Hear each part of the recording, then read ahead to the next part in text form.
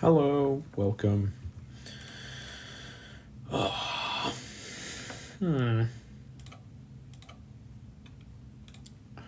we go. I go here. How do I do this? No. My sites.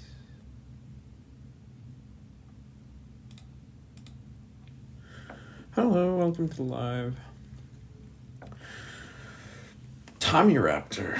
No, it's not Tommy Raptor. It's Tamari Raptor, I think is what it's called. It's the new car dinosaur. That's exciting. I don't know how much I dig Tamari Raptor's nasal crest.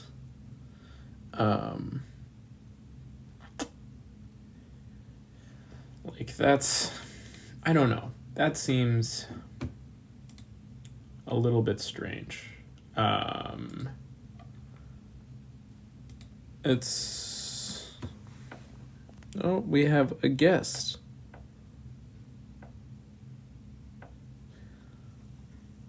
Okay, Drew P. Balls. My favorite aquatic dinosaur? Okay. My favorite aquatic dinosaur, that's a hard one. If we're talking about true dinosaurs, penguins. Because they're the only, well, actually that's not true. Probably my favorite aquatic dinosaur is the flightless cormorant. All right, we're going to let our first guest up here. All right, what's your question? I was going to ask, are dinosaurs gay? Any dinosaurs that we know of? Yes. A lot of living dinosaurs, like birds, do form homosexual pair bonds, like albatrosses, for example. Okay. Now, when birds have sex, how do they actually do they have a penis? No, they have. They both sexes of birds have cloacas, so it's a different organ. So that nothing goes in another bird. No. Um, I don't really want to get super in detail in reptile reproduction, but if we're talking about like cloacal intercourse, you get like ducks, for example, where you have like one really elongate cloaca and one that is kind of inset. Um, and that's just due to like reproductive selection. And both male and female birds have the same sexual organ.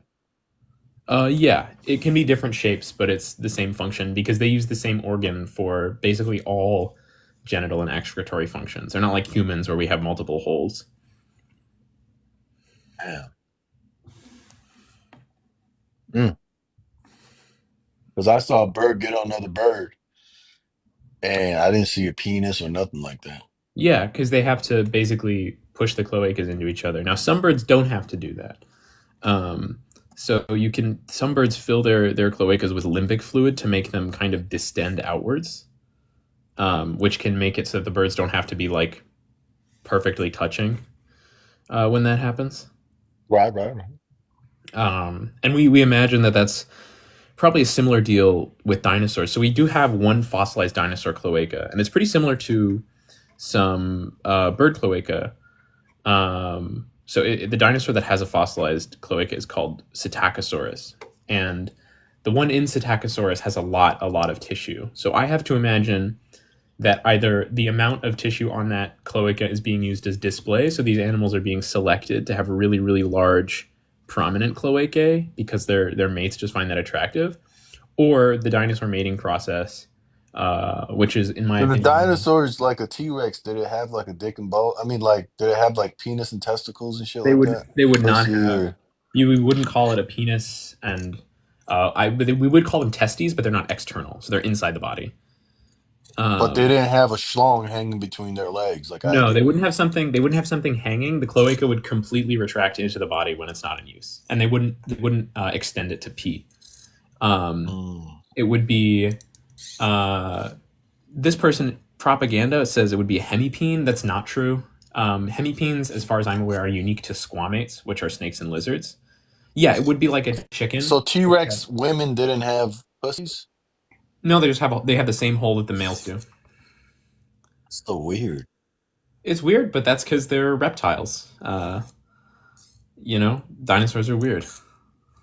They're weird animals. There's a lot of unfortunately, because we have a data set of one for looking at what dinosaur cloacas look like. Um, it's hard to make broad claims about the structure of cloacas across all dinosaurs. But Psittacosaurus has informed us a lot about how safe it is to say that dinosaurs had cloacas, which is to say very, because we know that this dinosaur, which is not related to birds very much at all, it's probably about as close to being a bird as it is to being like a crocodile almost in terms of like it's it's kind of like right in the middle. It's an ornithischian, so it's like right at the base of dinosaurs. Um, What would T-Rexes have sex though? Like, is it from the back, um, put the tail to the side, or does she lay on her yeah, so back? in, Like, in, in modern lizards, there is a great deal of like mounting behavior, but I doubt that dinosaurs would do that because they're much lighter, and they also have very long legs. So, for example, you get emus that have like prehensile cloacas that get filled with limbic fluid instead of blood. Um, and so what's your favorite dinosaur? my favorite dinosaur is Acrocanthosaurus. What's that? Put a picture up. Um, it's pretty similar to the one that I drew here.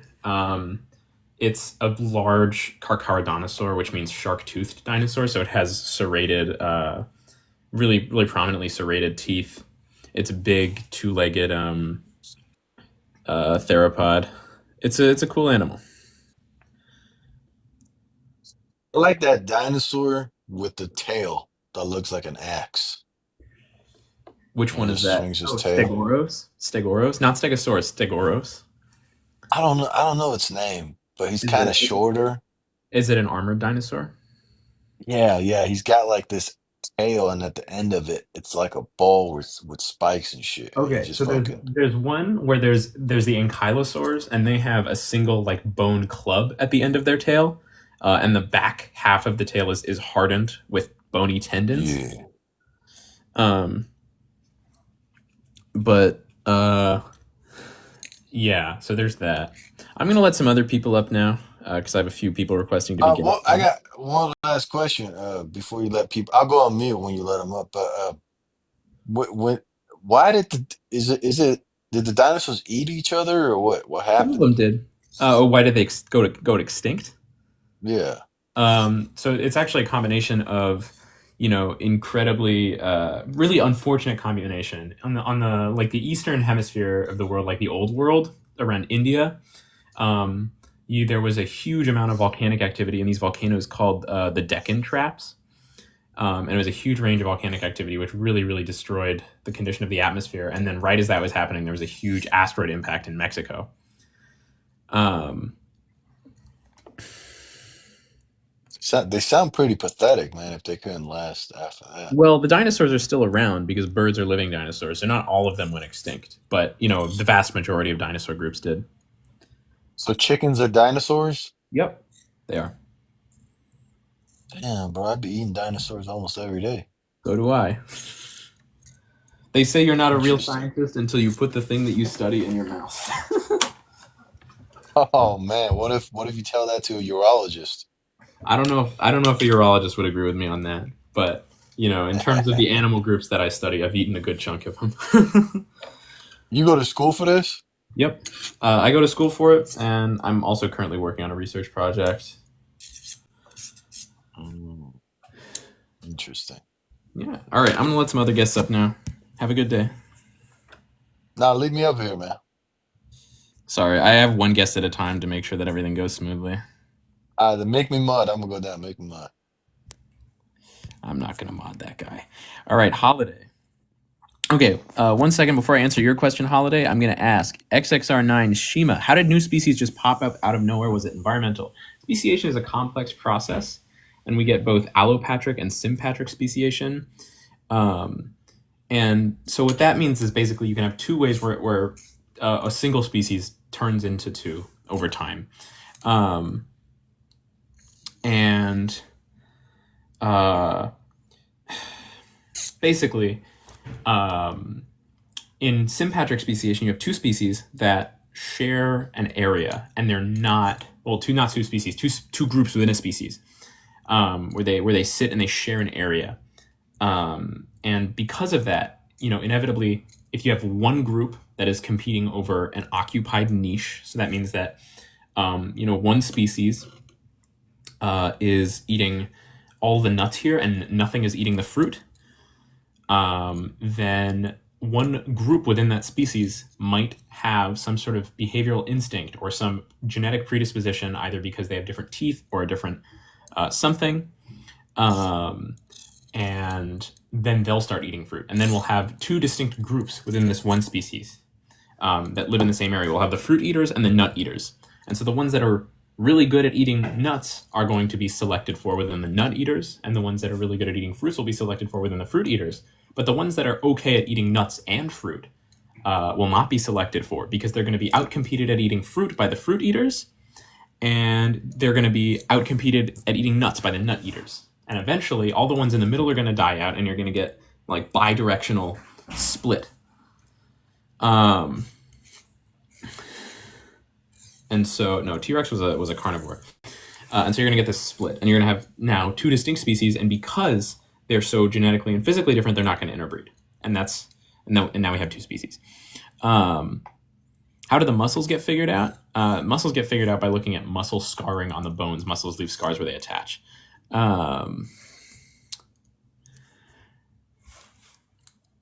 Yes.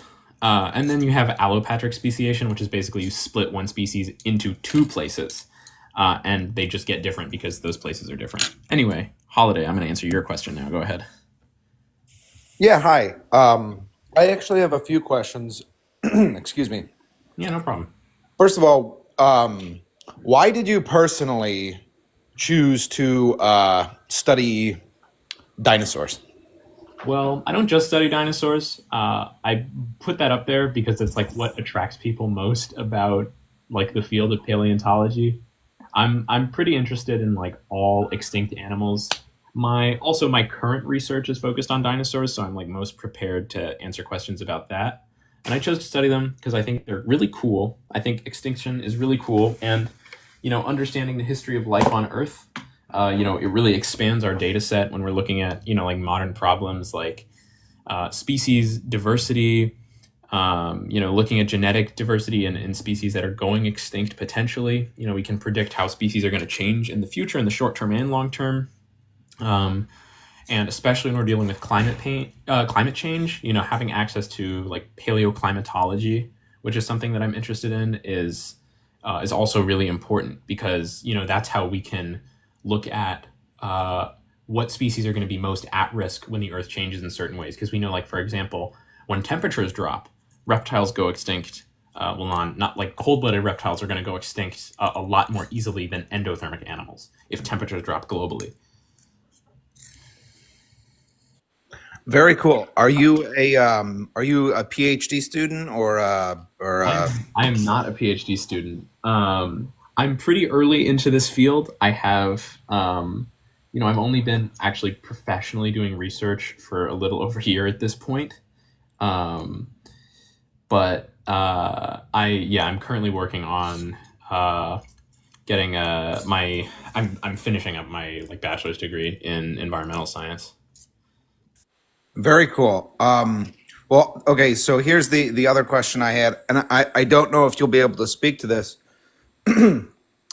but I had a question about as far as like grants go, in a lot of fields where research is being conducted, like I do genetic engineering. Hmm. If you're applying to a grant for the NIH, they basically have zero interest in any kind of research for the most part, unless you are delivering an actual product. Wherein, in most cases, it's will not give you funding unless you're either trying to discover or develop a new cancer drug, or like a new antibiotic or something like that. Oh, So I was just absolutely. wondering if you could have any insight into sort of when you're studying paleontology, like what sort of goal would you describe to like the National Institute of Health or whatever other funding agencies for like what is the practical impact of this type of research?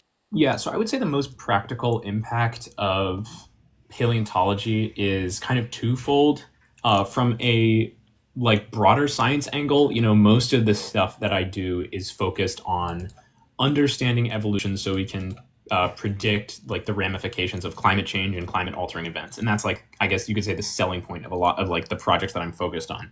But there is also the medical angle. Like for example, a lot of medical products are synthesized from specific animals, and they're rare animals, and plants as well. And so by doing paleontology, we can uncover some really surprising links of groups of organisms that are very closely related that you wouldn't expect by looking at the fossil record and seeing how these organisms have evolved. And so, for example, just using just pulling something kind of, I guess, a little bit ridiculous here, because these are animals that we've known are closely related for a long time. But like Gila monsters and beaded lizards are very similar, and they produce similar toxins. And the active ingredient in certain medicine can be extracted from their venom. But if those were different looking organisms we didn't know they were related until we were going through a paleontological angle, and we were like, okay, let's examine the the enzymes and the compounds that they're producing in their venom, because they seem to be similarly related in the fossil record. Then you can, if one of those species is endangered, you don't have to worry about completely running out of this supply of stuff that you're synthesizing medicine out of. So from that side, having a good understanding of taxonomy and the history of life on Earth is super, super important when we're looking at naturally occurring species that we want to synthesize medicine out of. Yeah, no, that makes total sense to me. What is specifically like the research project you're working on? Right now, I'm working on some Said that stuff already. with bird wing bones. I'm doing some X-ray imaging. I'm big into what's called non-destructive sampling, and techniques for non-destructive sampling. So I can look. So I'm trying to figure out how to basically. I have figured out how to look inside museum specimens of birds, to like taxidermied specimens, to examine and characterize their bones, without having to cut them open and look at those bones myself.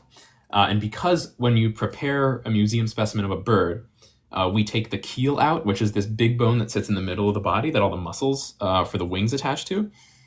When I'm x-raying these bones to compare them to fossil specimens, to sort of get this idea of how particularly ducks and geese have evolved over time, post dinosaur extinction. Well, they are dinosaurs, but post non-avian dinosaur extinction.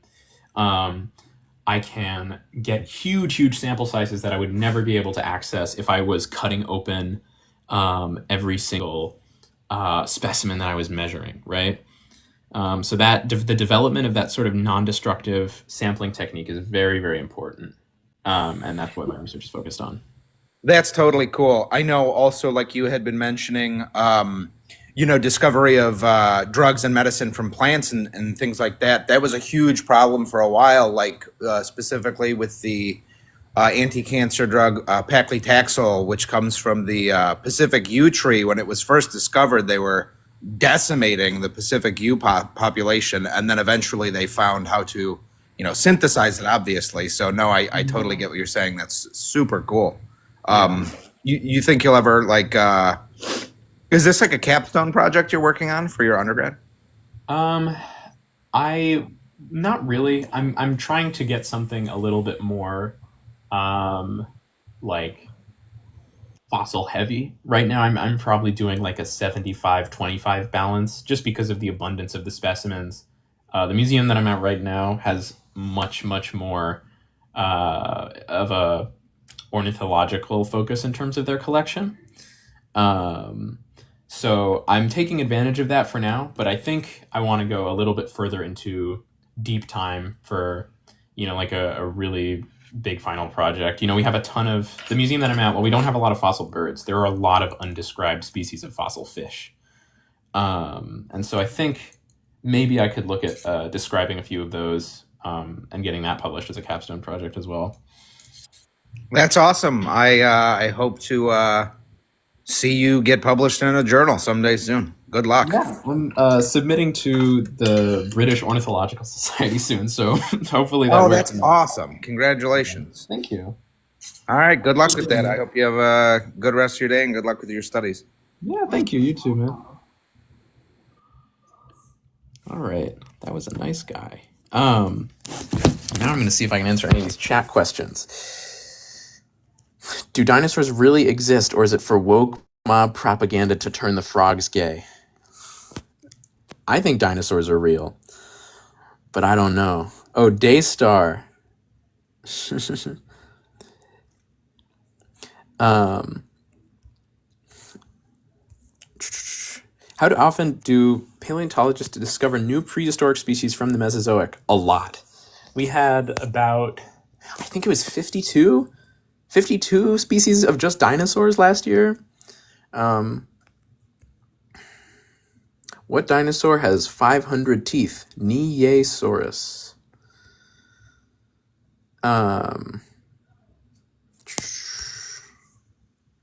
We have Migrani. Is that how I say that? Migrani? Yeah, hi. Welcome. What's your question?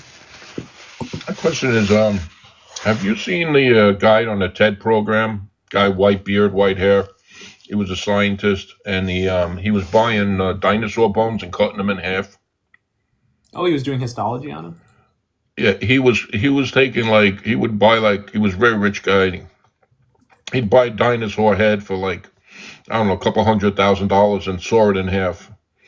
And what he found out that there wasn't large numbers of dinosaur, but there was one specific dinosaur that was just growing and morphing into different things. Oh, you're talking about Jack Horner? I think that's him, yeah. What do you think about that?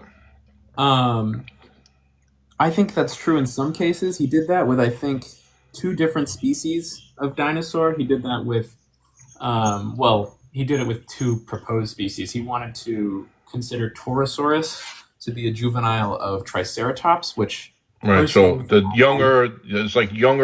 bones look different when they're younger, the middle age, and they grow a crown. We call that ontogeny. Yeah, and then they grow a crown, and then the crown from fighting, it starts to dissolve and break apart. Yeah. So that one is talking about Pachycephalosaurus, which I think does still hold up in the eyes of a lot of people. Right. What my point is there was one dinosaur. You were saying there's one dinosaur, and the scientists were naming it 35 different dinosaur names. Yeah, well, it wasn't 35, it was 3. But we do get that sometimes. No, not was it 3. It was 3 different ages that he was rating them at. There were 3 proposed genera of dinosaur that all coexisted that turned out to be one species that was at various stages of ontogeny. I thought it was a lot more than that. I thought it was every day was making a new name for every little bump and twist of a horn. Across the entire world, there are 52 species of dinosaur named last year, which is every single paleontologist, working on their stuff.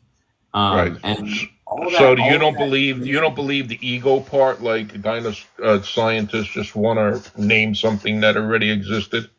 I think people are definitely very excited to name stuff, but when you do that in science, it has to pass what's called peer review. So you can't just write that up and send it out there. You have to send it to a lot of these species that you're talking about. When people bring up dinosaurs getting named off of teeth and isolated bones and stuff, a lot of that is from a long time ago, from a period called the Bone Wars, which is when there were a few people and they were having some very intense... Right, the guys with the pig tooth and Yeah. Do I study... This person's asking, do I study dinosaurs on my own or am I a paleontologist? Technically neither. I don't call myself a paleontologist because I don't do all of my stuff with fossil specimens. A lot of my studying of dinosaur evolution has to do with living birds. So I just call myself a dinosaur researcher. So just dinosaurs, not all species? No, not all fossil species, but I do want to branch out. I think once I start getting into some other groups of fossil organisms, and I can call myself a Yeah, paleontologist. another question. So you ever look at the where they talk about how many hundreds and thousands of species there were Yeah. that came out of one species, Hmm. right? And you do the math. I seen a guy do the math, and it would be like a new species would have to evolve like every 12 years. Okay. So how's that guy doing that math? He's doing the math by dividing how many species there were in a certain amount of time and coming up with his math. Have you ever Okay. heard of that? I have heard of that, but I have a feeling that he's doing a math in a specific way that's not particularly correct. So the initial assumption is that you have one species that's giving rise to several, which is usually not the case. When you get sympatric or allopatric speciation, it's one species that splits off only once or twice, and then those species go on and they undergo speciation and they split. Okay, so what do you call a species and a speciation? What do you Yes. how do So you broadly, what we define a species as, in there's a lot of different species concepts of what you would consider species. I'm going off of the most accepted definition, which is two groups of animals that cannot interbreed are species. Okay, great. But so let's say, for example, you have one kind of dinosaur.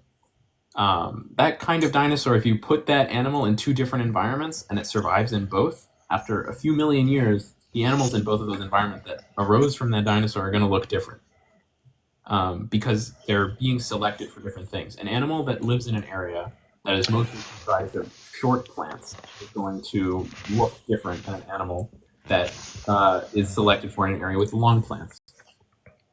Uh, um, Okay, so then how do you look at a species that slowly evolved and changed the whole look of the species and um, taking a snapshot in each one of those species, that a single species? How do you know you're not looking at a different species if you can't do a um, DNA test?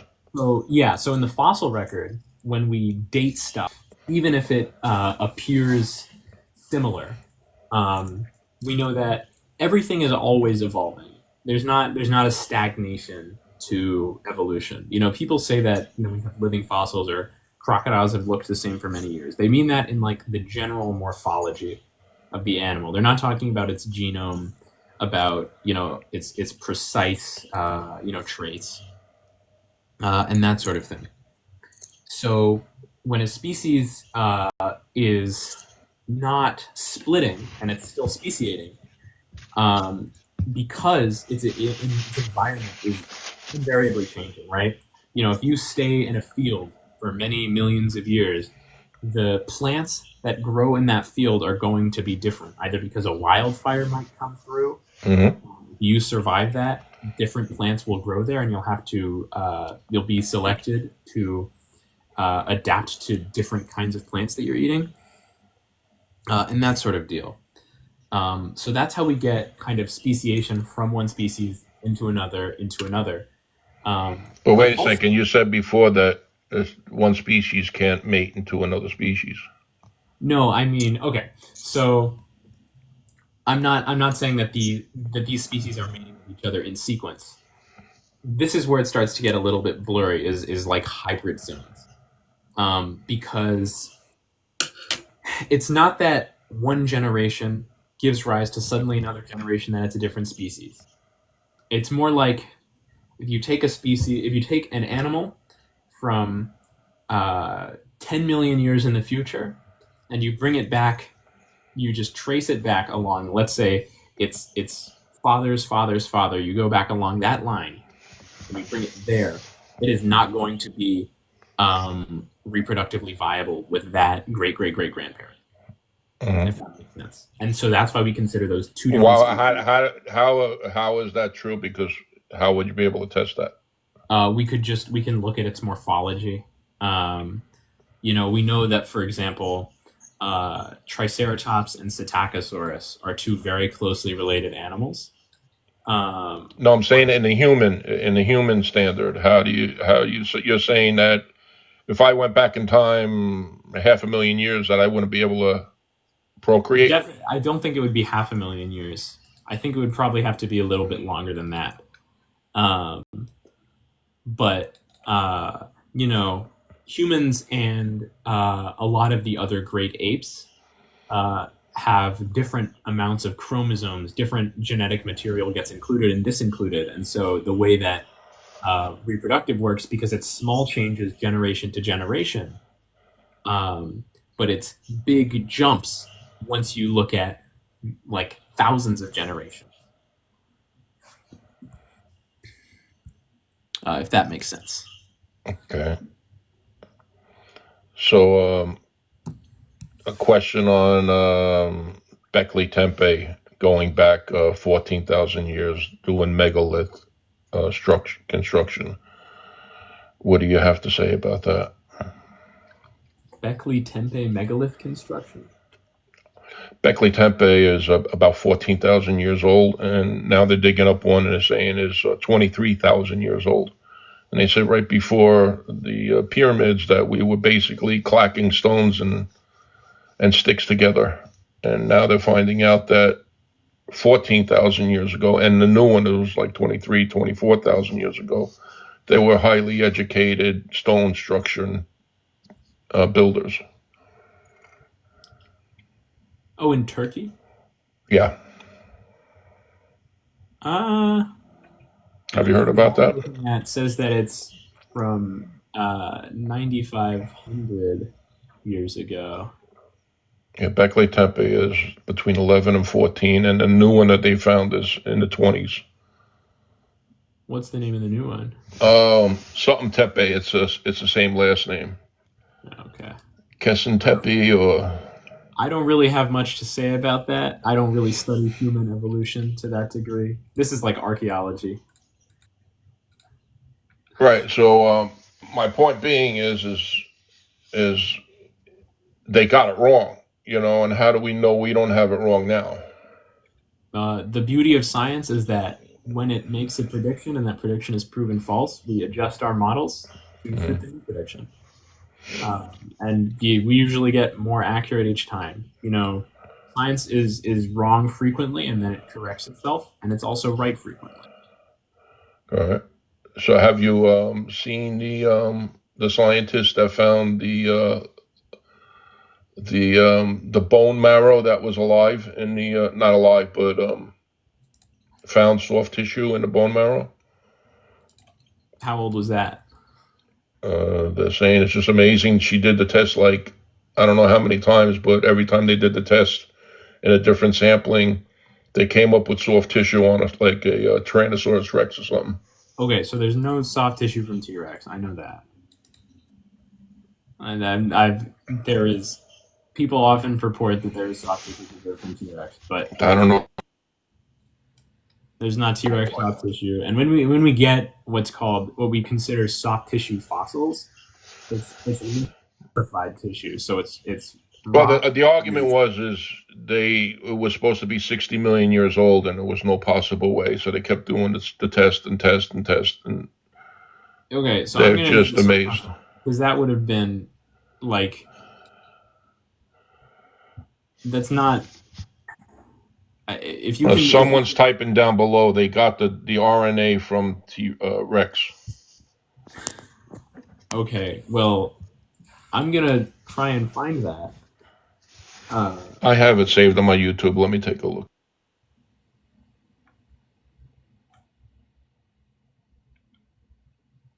So there's a protein complex called T-Rex, but it's not from Tyrannosaurs.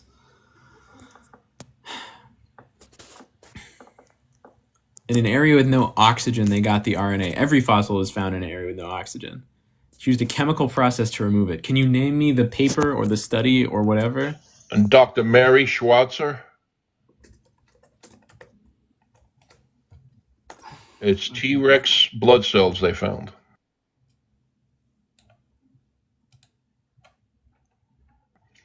Horizon Discovery.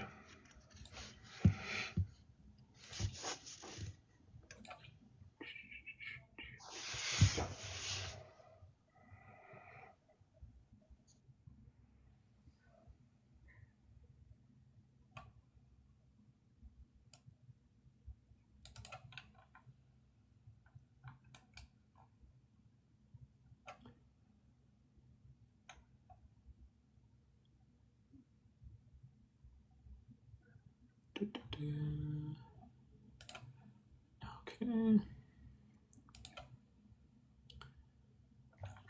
Yeah, I'm looking at. There's a couple dozen videos on YouTube. Soft cells found in dinosaur samples. Bone matrix.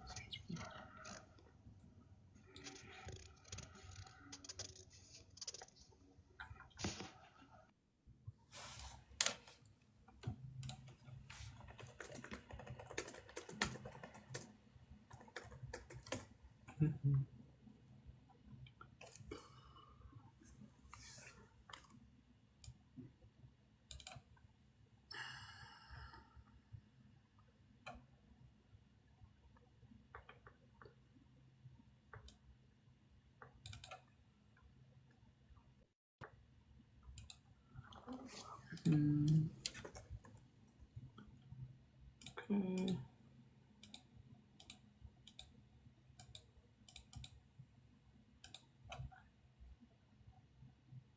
Okay, so we're getting microfossils here. So that's interesting. Yeah. So sometimes we do get, really, really, what's it called? Really, really high fidelity fossils through a process called permineralization, where basically instead of having the entire thing get washed out by water or rock, it is instead chemically replaced on like an atomic level, and then you get basically where some of these more volatile biological compounds exist. They get very, very slowly and precisely replaced by minerals. And that's the same process that you see a lot of trees petrify. That's why we can still, look at the microscopic structures in tree rings, and why, we can look at the colors of dinosaur feathers. Yeah, so I would encourage you to look at some of the interviews with the reporters and I'm the reading the doctor, source paper right now. and you'll see that she's showing the elasticity in the cell structure. Well, they're elastic after she demineralized them. So she did some stuff to them to make them pliable. They didn't come out of the fossil pliable. But the argument was that it wasn't supposed to be, that during the laws of entropy, everything's supposed to break down over time, and this tissue never broke down. Well, it did break down. It was permineralized. It just didn't change its physical structure. It changed its. So you're saying that you could demineralize bones and make them bones again? No, you can't. Okay. So demineralize is not the opposite of permineralize. She took out some of these mineral compounds, but when a fossil permineralizes, it keeps its physical structure, but the more volatile biological compounds. So, for example, there's no DNA here. There's no RNA. There are some nucleic acids, but basically only the things that are here are, not super volatile. So they couldn't do like like in the movies to create a You can't dinosaur. Jurassic Park it. We haven't found any DNA to have a half-life of over 10,000 years. But we do get microscopic stuff from dinosaurs. Like, for example, Psittacosaurus has preserved organs. I guess, you have T-Rex bone tissue here, which I was not aware of. But this is not super out of the ordinary. It is exceptional, but it is possible. Have you ever done any study like debunking Darwinism or Darwin's black box, or anything that is contradictory to evolution? Have you ever done any research? I've spent a lot of time looking into stuff that supposedly contradicts evolution, and I've never found it to be super convincing. Really? A lot of the time, all that stuff is rooted in a pretty intense misunderstanding of how evolution is purported to work. Mm-hmm. Anyway, I'm going to let up the next guest. Okay. Good talking to you. Thank you. All right. Next, we got Leighton the Ghost. Welcome, Leighton the Ghost. Thank you. So what? Sorry. Oh no, go ahead. What's your question? Okay, so I've been as someone that's a Jurassic Park fan and many other things of dinosaurs. People have this conception about could the Spinosaurus beat the T Rex in a full on fight, and I kind of want to say no because the Spinosaurus is not as tall as we see it in JP3. It's a lot shorter, Hmm. and it's a swimming dinosaur. So, well, maybe in the water it would Well, have advantage, but there is still some debate about whether or not Spinosaurus was, an aquatic swimmer. well, let's just say if it was, maybe it has the advantage, but then again, though, we'll probably never know. Yeah, I don't like to go super into who would win stuff, but I don't think Spinosaurus would beat a T Rex. They're very different animals. Yeah, and it's And people. It's like, sorry, go ahead. Sorry. there's, I'm sure certainly across the waves of time, you could find an individual Spinosaurus that was capable of beating an individual T Rex, and an individual T Rex that was capable of killing and eating an individual Spinosaurus. But I don't think they ever would have, interacted that way because predator psychology is not.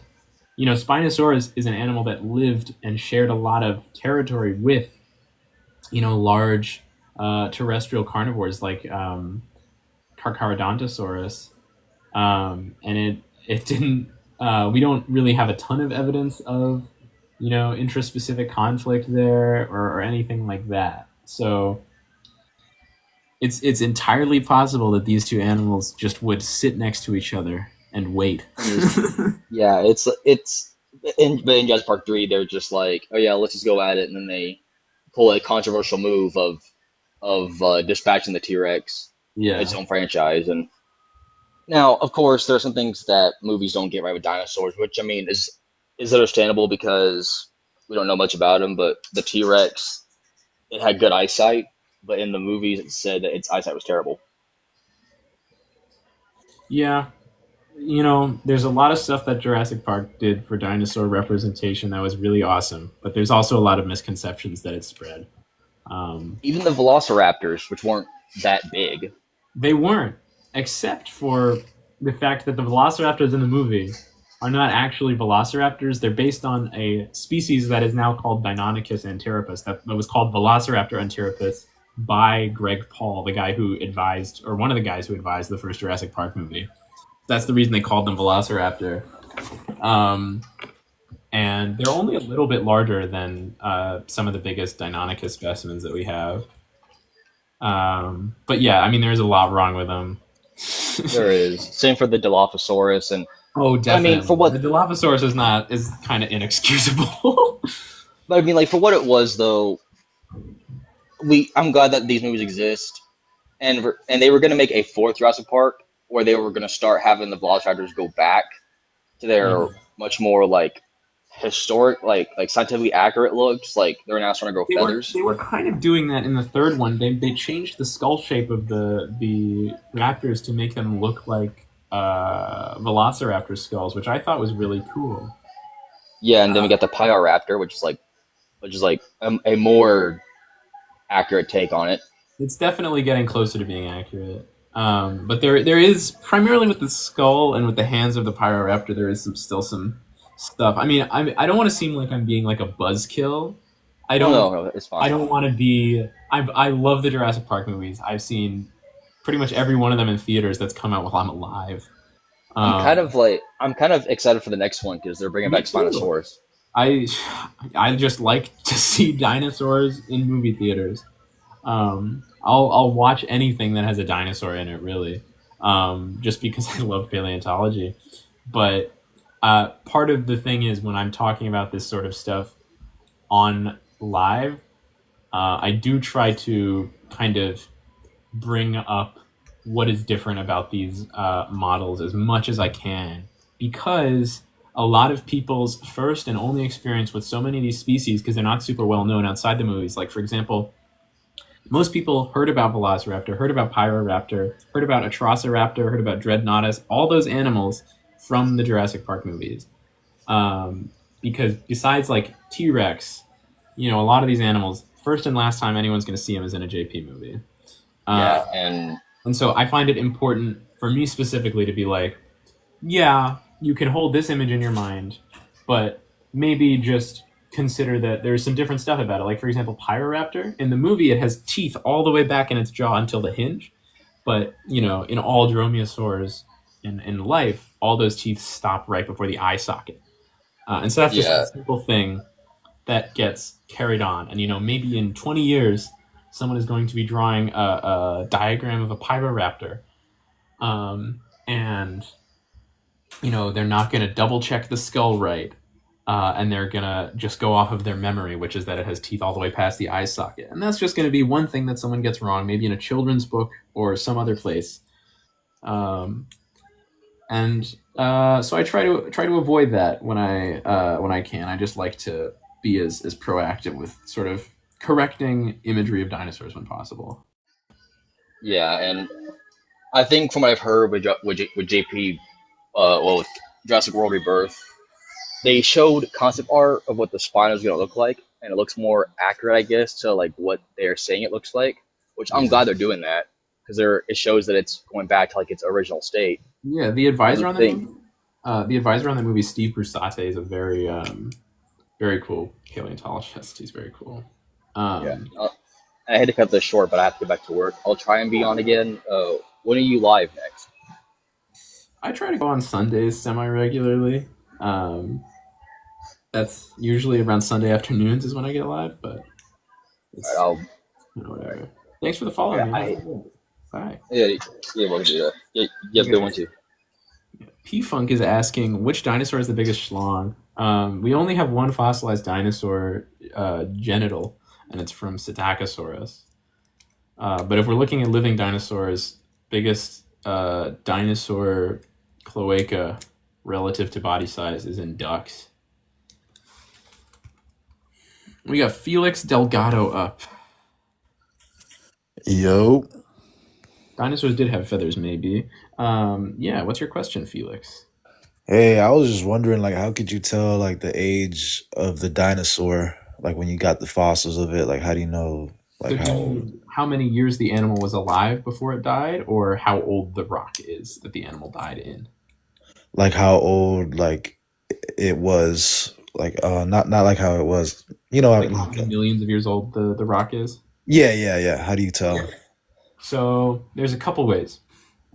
First is this thing called the law of superposition. And that means that when, you know, if you're walking around and you kick some dust off of your boot, the dust that you kick off of your boot is going to sit on the floor, right? Right. And if that dust eventually, what's called cements due to chemical reaction and turns into rocks, then that rock that is deposited on top of the floor is going to be deposited more recently than the floor was laid down, because otherwise the floor wouldn't have been there. And so we know that layers of rock go from the bottom to the top. They go oldest to youngest unless they have been flipped or rotated after deposition. Okay. Which you can kind of tell by looking at them. The next thing is we go by radiometric dating, which is, you know, there's a reason why a lot of these fossil time periods have ranges attached to them of many millions of years. So for example, when we say something is 66 million years old, we don't mean that the transition happened exactly 66 million years ago, because it doesn't change every year. We have a range of probably many hundreds of thousands of years that point could have been at. And that's because not every layer of rock has like the potential to be radiometrically dated. We can only radiometrically date igneous rock, which is stuff that comes out of a volcano. But volcanoes do erupt. And when they do, they put out a bunch of radioactive isotopes into the atmosphere. And those isotopes form under very specific conditions. And then when they get into the ground, into the matrix, they start degrading. And so when an isotope degrades, you get a daughter isotope. And so by looking at how much of that daughter isotope we have, we can estimate compared to the original. And because we know the half-life of that isotope, we know how much it degrades, you can estimate how long that isotope has been there degrading over time. And that's like for the rock around it. Yeah, so you cannot date you if you date the fossil, you won't get any valuable information because the actual fossil is rock that has come in and replaced the bone or the shell of an organism at any point afterward. That could have happened 2 million years ago, it could have happened 10 million, depending on, all the purposes. So that doesn't tell us about when the organism died, which is what we're interested in.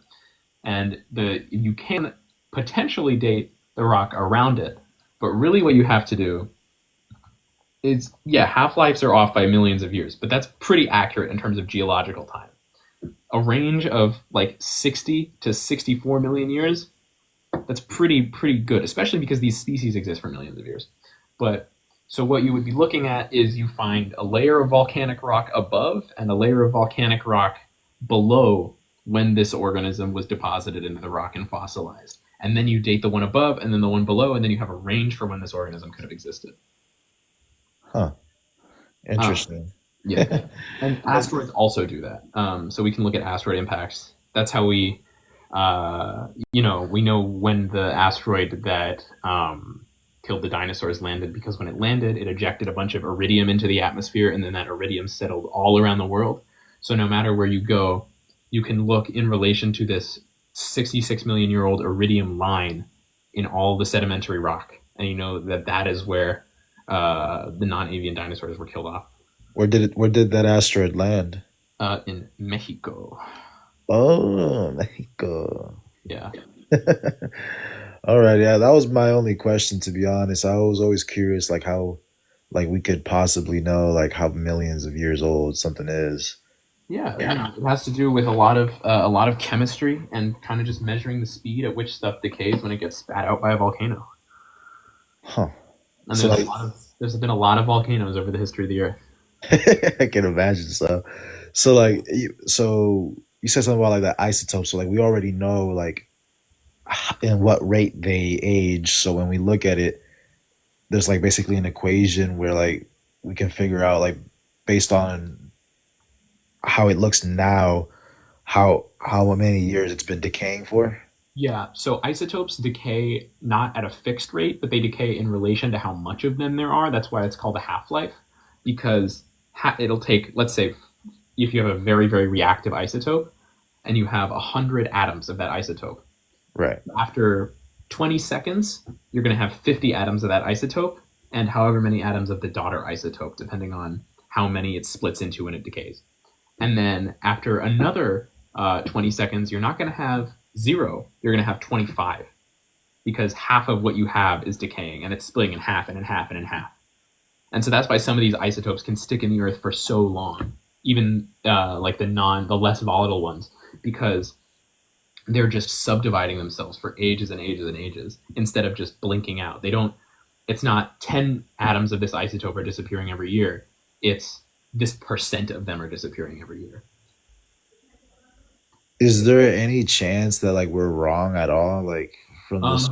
There is definitely error, but we have multiple dating methods for geologic time, and they all line up. So we don't just have radiometric dating. There's also zircon dating, which is pretty complicated, but it's somewhat similar.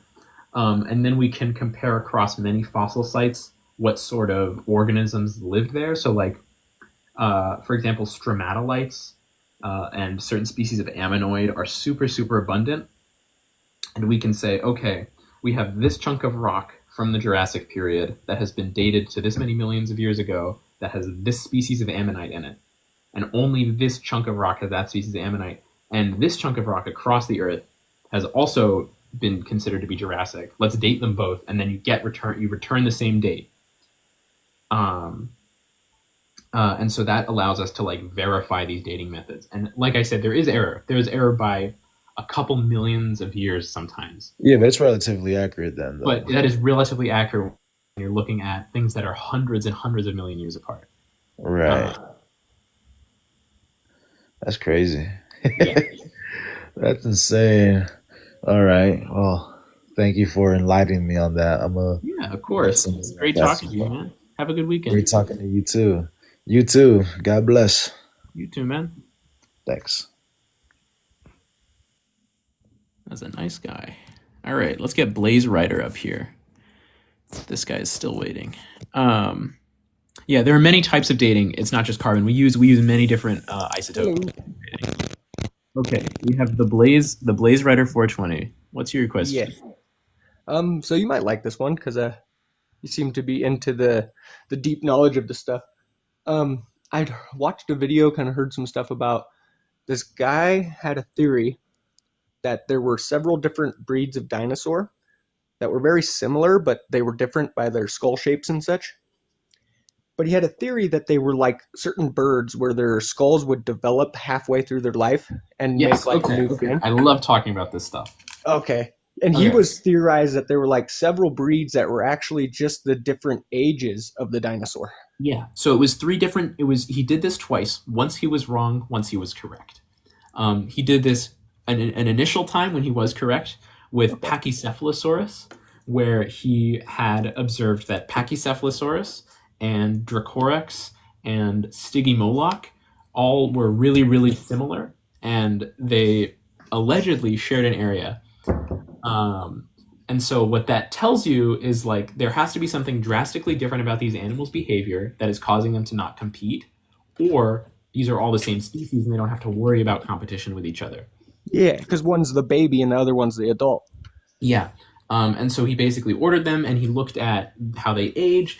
And now that we have more and more specimens, it's just like basically how we get a clearer view of, I guess, human evolution. You just get more and more in between specimens of these animals, and you observe the sort of ontogeny. Now, this is debated. There are some people who are still on team Stygimoloch exists and Dracorex exists. And I am also of the opinion that his other work, which was trying to lump Torosaurus and Triceratops together, was incorrect. Okay, yeah, that's the one I saw, and he's like he had to cut the skull open to find the density of the bone. Yeah, so he was doing histology, Okay. which we do frequently. There's a lot of cutting of dinosaur bones, Right. surprising amount. But Oh, I so- think there. Oh, sorry. Go ahead. Oh, okay, sorry. There was another thing that same guy had done, and this one sounded pretty far out to me, but I watched the video anyways. But he had taken a chicken egg and like told certain genes not to activate, which allowed the chicken to grow older gene types. Yeah, And so that's the same guy that is doing this research. Yeah, same guy, and he had He's a made the little bit chicken of a grow like fool. a tail and stuff. Yeah. And I didn't know if there was like a connection there, if like the chicken was a dinosaur, just evolved out of it. So chickens are dinosaurs. All birds are dinosaurs, and this is known. This has been known for a long time. Okay. It's kind of popular to say that they're descendants of dinosaurs or whatever because it's not super believable. But because when a lot of people think of dinosaurs, they think of like T-Rex or whatever. But there are a lot of dinosaurs that basically just look like birds, like modern birds.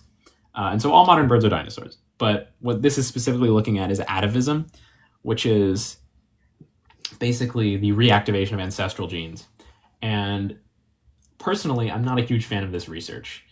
Yeah, it seems a little crazy to me, to be honest. It's a little crazy and it's kind of unethical.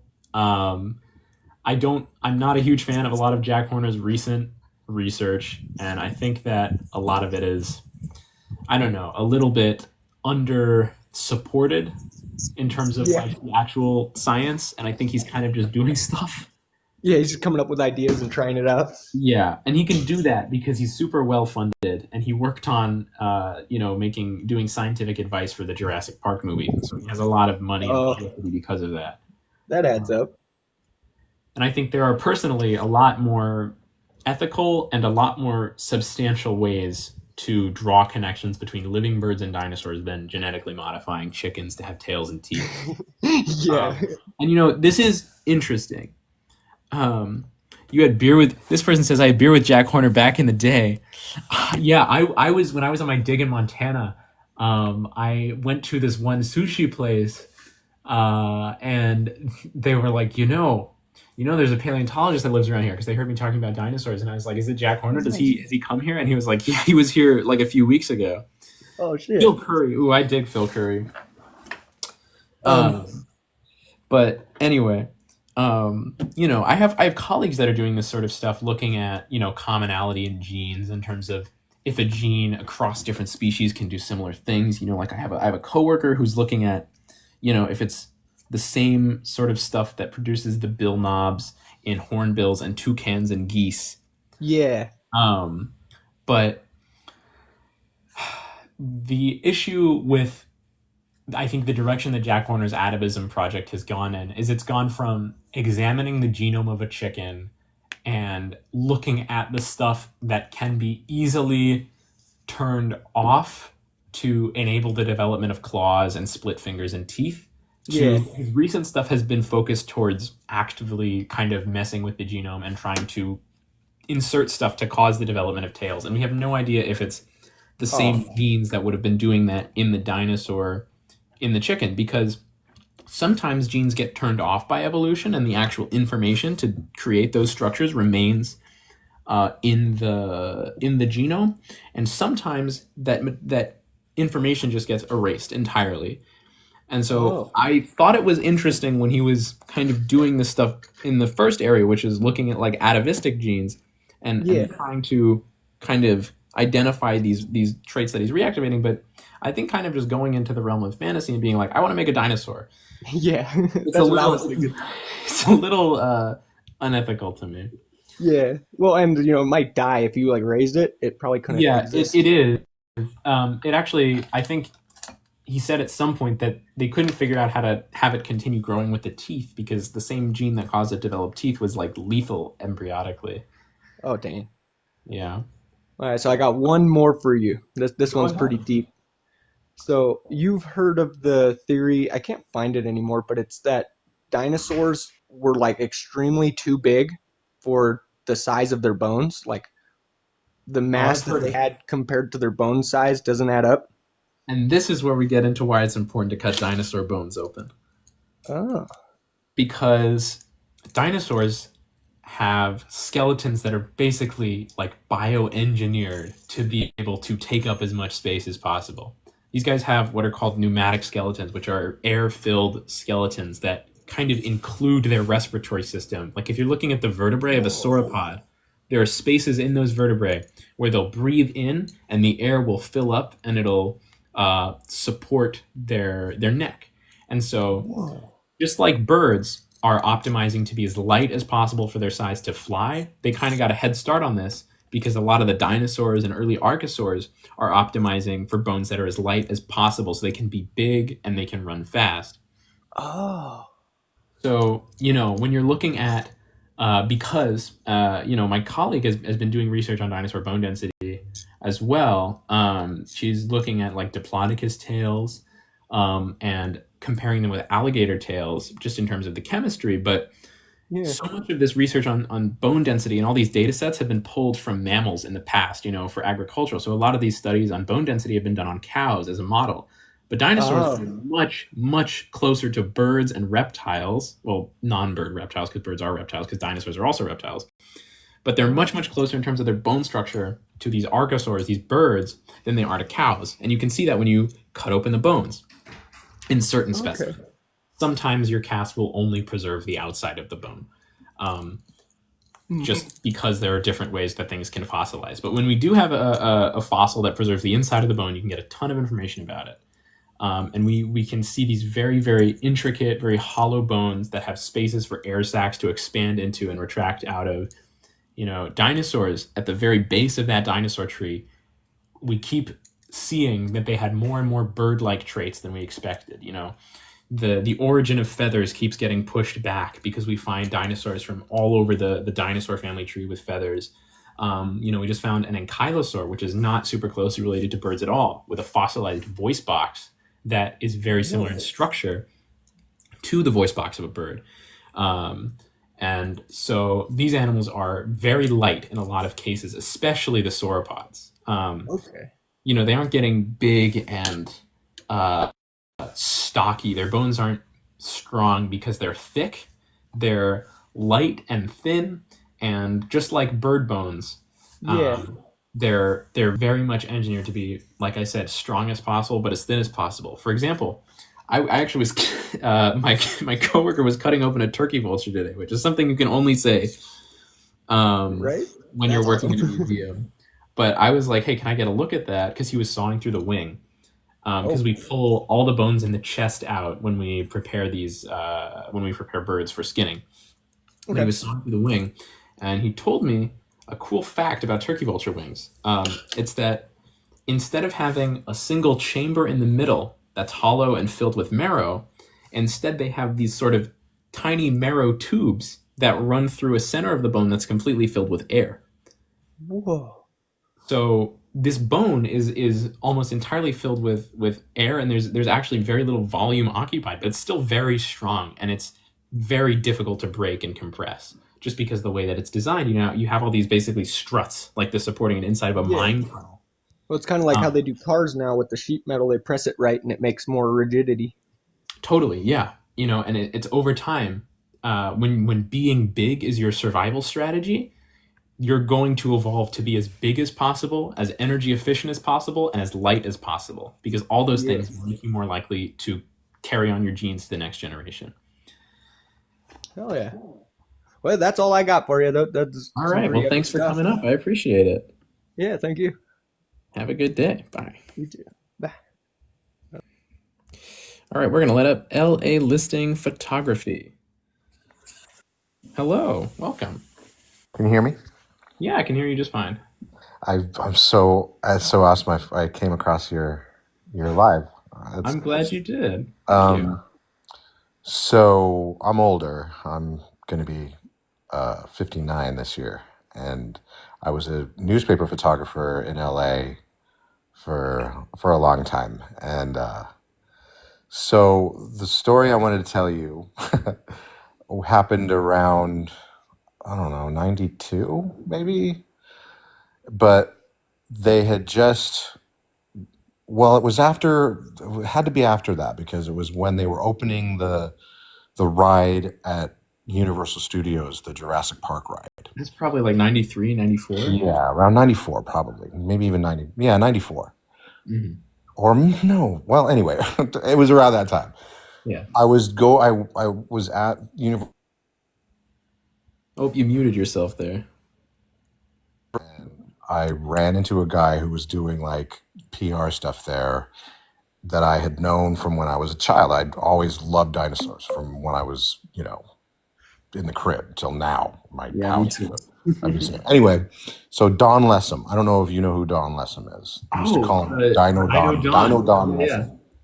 Yeah, he was there. And I used to be, when I was a kid, I was a member of the Dino Society. I don't know if you remember that. And that was Don Lessem's gig. He used to put stuff in Scholastic magazine for the Dino Society.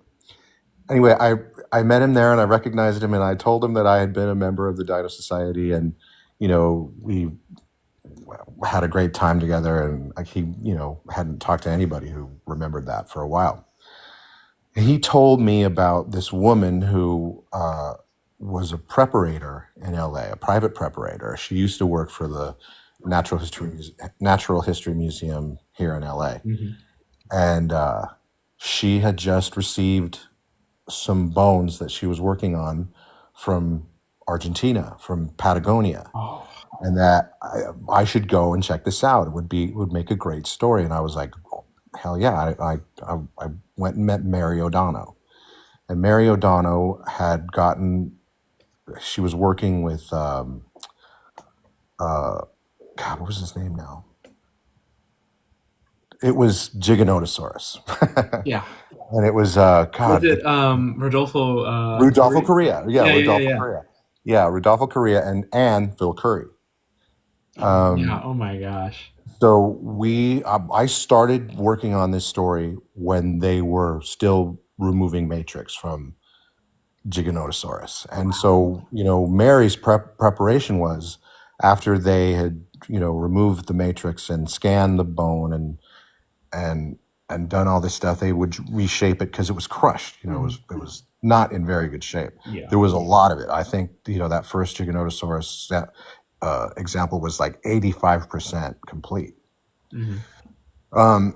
So I worked on that and went through this thing for like a year while they were doing this preparation on Giganotosaurus until they finally had created a skull.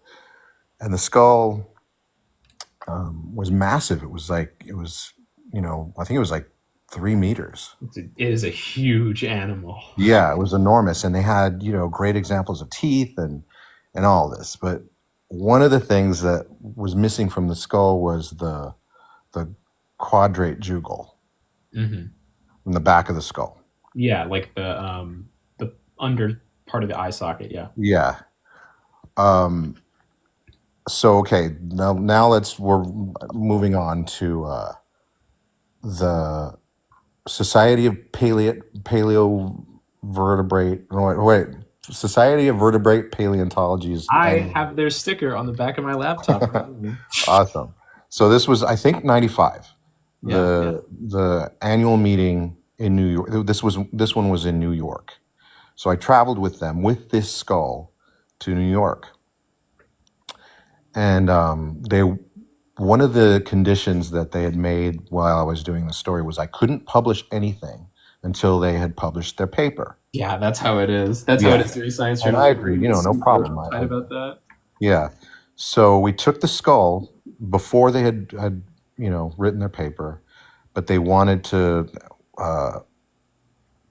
show it to certain, you know, paleontologists who had heard of it and were interested. And so we're walking from, you know,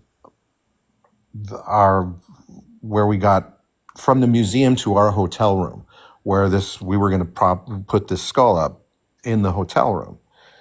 And we're walking across the street, and Paul Sereno was walking across the street at the same time. Now, you know the similarity between Giganotosaurus and Carcharodontosaurus. And he was describing Carcharodontosaurus in 96. At the same time. Oh my God. It was wild. So but he hadn't, you know, there was no example of Carcharodontosaurus's skull at that point. Yeah. And he saw what, you know, Mary and Rodolfo and Phil had done with Giganotosaurus' skull, especially the back end, where they had postulated the shape of the quadrate jugal, which extended the back of Giganotosaurus' skull a little wildly. You know, I'm not going to say they did it to extend the length of it for any kind of record of meat-eating dinosaurs or anything, but there you go. What was missing on the Carcharodontosaurus' skull at that time? Yeah, they have the quadratojugal on the. They had the quadratic, but they didn't have the nasal. Yeah. So Carcharodontosaurus ended up having this, you know, this dog snout of a nasal in the front end of it, and Giganotosaurus had this wild quadrate jugal in the back. So they just, you know, they stretched it from one end to the other. Probably was more similar than they ended up being. Yeah, and it's actually really interesting that you specifically mentioned the nasal of Carcharodontosaurus, because there was just a paper published like this week that was, I don't know if you heard about this, but the original material of Carcharodontosaurus that was found in 1936 by Ernst Stromer included a nasal. And there were some photographs of that were taken, and then they were just found that were more detailed, and they re-described it in association with some other Carcharodontosaurus material as a new species that's now called Temeriraptor. Oh, was that the sample that was destroyed in like World War II or something? It was destroyed in World War II. Wow. But now it's been re-described as the type of Temeriraptor, which is a new species, which is super interesting. So, you know, this is the personal part of that story. It's I a very had cool story. Thank you so much for sharing. I had kept, everything to myself. I told my editor, my photo editor, that I was working on this so I could have time to work on it. I traveled with it. And I had been working on it for over a year at this point. After New York, when we came back and they were ready to publish their paper, they still hadn't published their paper. I, at that point, recruited a reporter to write the text for this story that we were going to write. And I told her, and I tried to explain to her how, ridiculously awesome this story could be, because it was also going to coincide with The Lost World, with Jurassic Park, The Lost World. And she was, excited about it. She went and talked to Marianne, and, it could have been like a new Bone Wars. I mean, the two dinosaurs could have, anyway. Dinosaurs in the 90s were something. Yeah, it was awesome. And so during that trip too, I met so many. I mean, I met Jack Horner. And Bill Curry, Jack Horner, and Rodolfo and I had dinner at that pizza place in New York. It was the worst pizza ever, but the beer was good, and those guys could drink. I'm sure. Also, these paleontologists were, coming in and out of our hotel room to see this skull that they had mounted, and Robert Backer came into the room, and oh my god, yeah, it was wild. It was wild. I mean, anyway, so before they published their paper, this reporter that I had recruited told her editor about this story that I had given to her about. And I told her, don't say anything to your editors. She did. Oh, you're kidding. That editor, her, editor that she had told the city desk about this story. And they were like, oh, cool. Let's run it this weekend to fill a hole. So, and I said, I can't do this. I can't use anything that I've shot this last entire year, because I had agreed with them that I wouldn't publish anything of Giganotosaurus until they published their paper. They didn't care. They wanted the story about Mary. So I went and took pictures an afternoon of Mary and her shop, and that was it. None of the stuff that I shot or any of the time, that I spent that year ever made it anywhere. I have stacks of photos and stuff that no one's ever seen. Wow. And then, but it was personally, it was awesome for me. I had the memories of it and all, and I got to meet a bunch of people that I had known, paleo artists, and yeah, it was really a great time.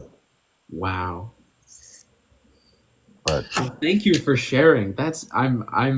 I feel very deeply privileged that you came to my space to talk about that. I don't think I've ever told anyone on that story about that time. Really wow. Yeah, I wish I could. I don't know. Maybe one day I'll get it published somewhere. But those pictures. You better let me know if you do, because I'll read it 1,000 times over.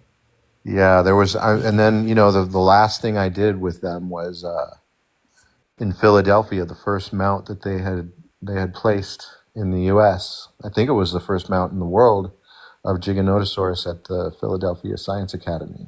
The Academy of Natural Sciences. Yeah, and then they did there was a Discovery Channel thing that they did, and Phil Curry was there. It was funny, because he was doing these measurements and stuff that were crazy off, because they mounted the vertebrae with no. I mean, if you look at that mount, there was just the vertebrae were just smashed together. No, the Giganotosaurus isn't at the ANS anymore. We replaced it with an Elasmosaurus a little while ago, unfortunately. Really? Yeah, because that was discovered by a person who worked out of the museum, and they were doing something on him, because that's where Edward Drinker Cope was. But wow. I don't know if we still have it. But I would be very happy if it was put up again. It's a really, really cool cast. Yeah, one of the pictures that I remember, one of the pictures though after that was published in Life magazine, and that was contentious too with Paul Sereno. I did that in the studio at the Daily News. I brought that skull into the Daily News and shot it in the studio, and Mary had given me a Homo habilis skull. So I put this Homo habilis skull next to the Giganotosaurus skull to show scale. 2 months after that, National Geographic had a photograph of Giganotosaurus, or not, I'm sorry, Carcharodontosaurus skull with a human skull next to it for That's the one with scale. Paul Sereno in it. Yeah. Dude, that was Yeah. my photo. Anyway, another picture that I did that I love, that I have framed in my office is of Mary and Maria, who was a sculptor that Rodolfo brought up from Argentina with him to do this, to help with this preparation. It was of the top end of the skull, and they were sitting in it. It was that big. It was so cool. Yeah. There are a few fossil specimens in the world that are like on like real life celebrities, but they're made of, rock. Yeah. And it's always so cool when you get to see something like that, like the original Giganotosaurus. The ANS for a while we had, and I had the very cool privilege of seeing it. We had the original Tiktaalik from Nunavut. And that was one of the coolest specimens that I'd ever seen. Some of this stuff is just so ancient and beautiful. I think dinosaurs, for me, they have such like an emotional component too. It's really amazing.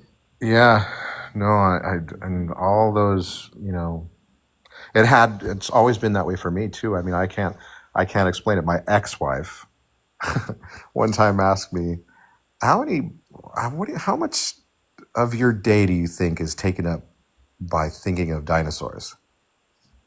And I think I remember telling her probably a lot. Yeah. There's not much better to think about, I'll tell you. Yeah. Yeah. Well, thanks for having me, and Thanks so much for coming on. Thanks for having the live. It's awesome. I love. Yeah. I've been learning stuff from you too. You're a really great guest. Thank you so much for sharing your story. That was really have a great day. Yeah, you also have a great day. Now that was something. Wow. Okay. Yeah, I do wish that was recorded. So I'm going to answer some questions from chat. Was the egg of dinosaurs the reason they couldn't evolve into hyper intelligent creatures? No. Broadly, the reason that we don't see super intelligent big brains in the fossil record is because they're really resource intensive. A big brain in a warm-blooded animal consumes a lot of calories, and sometimes that's just not needed.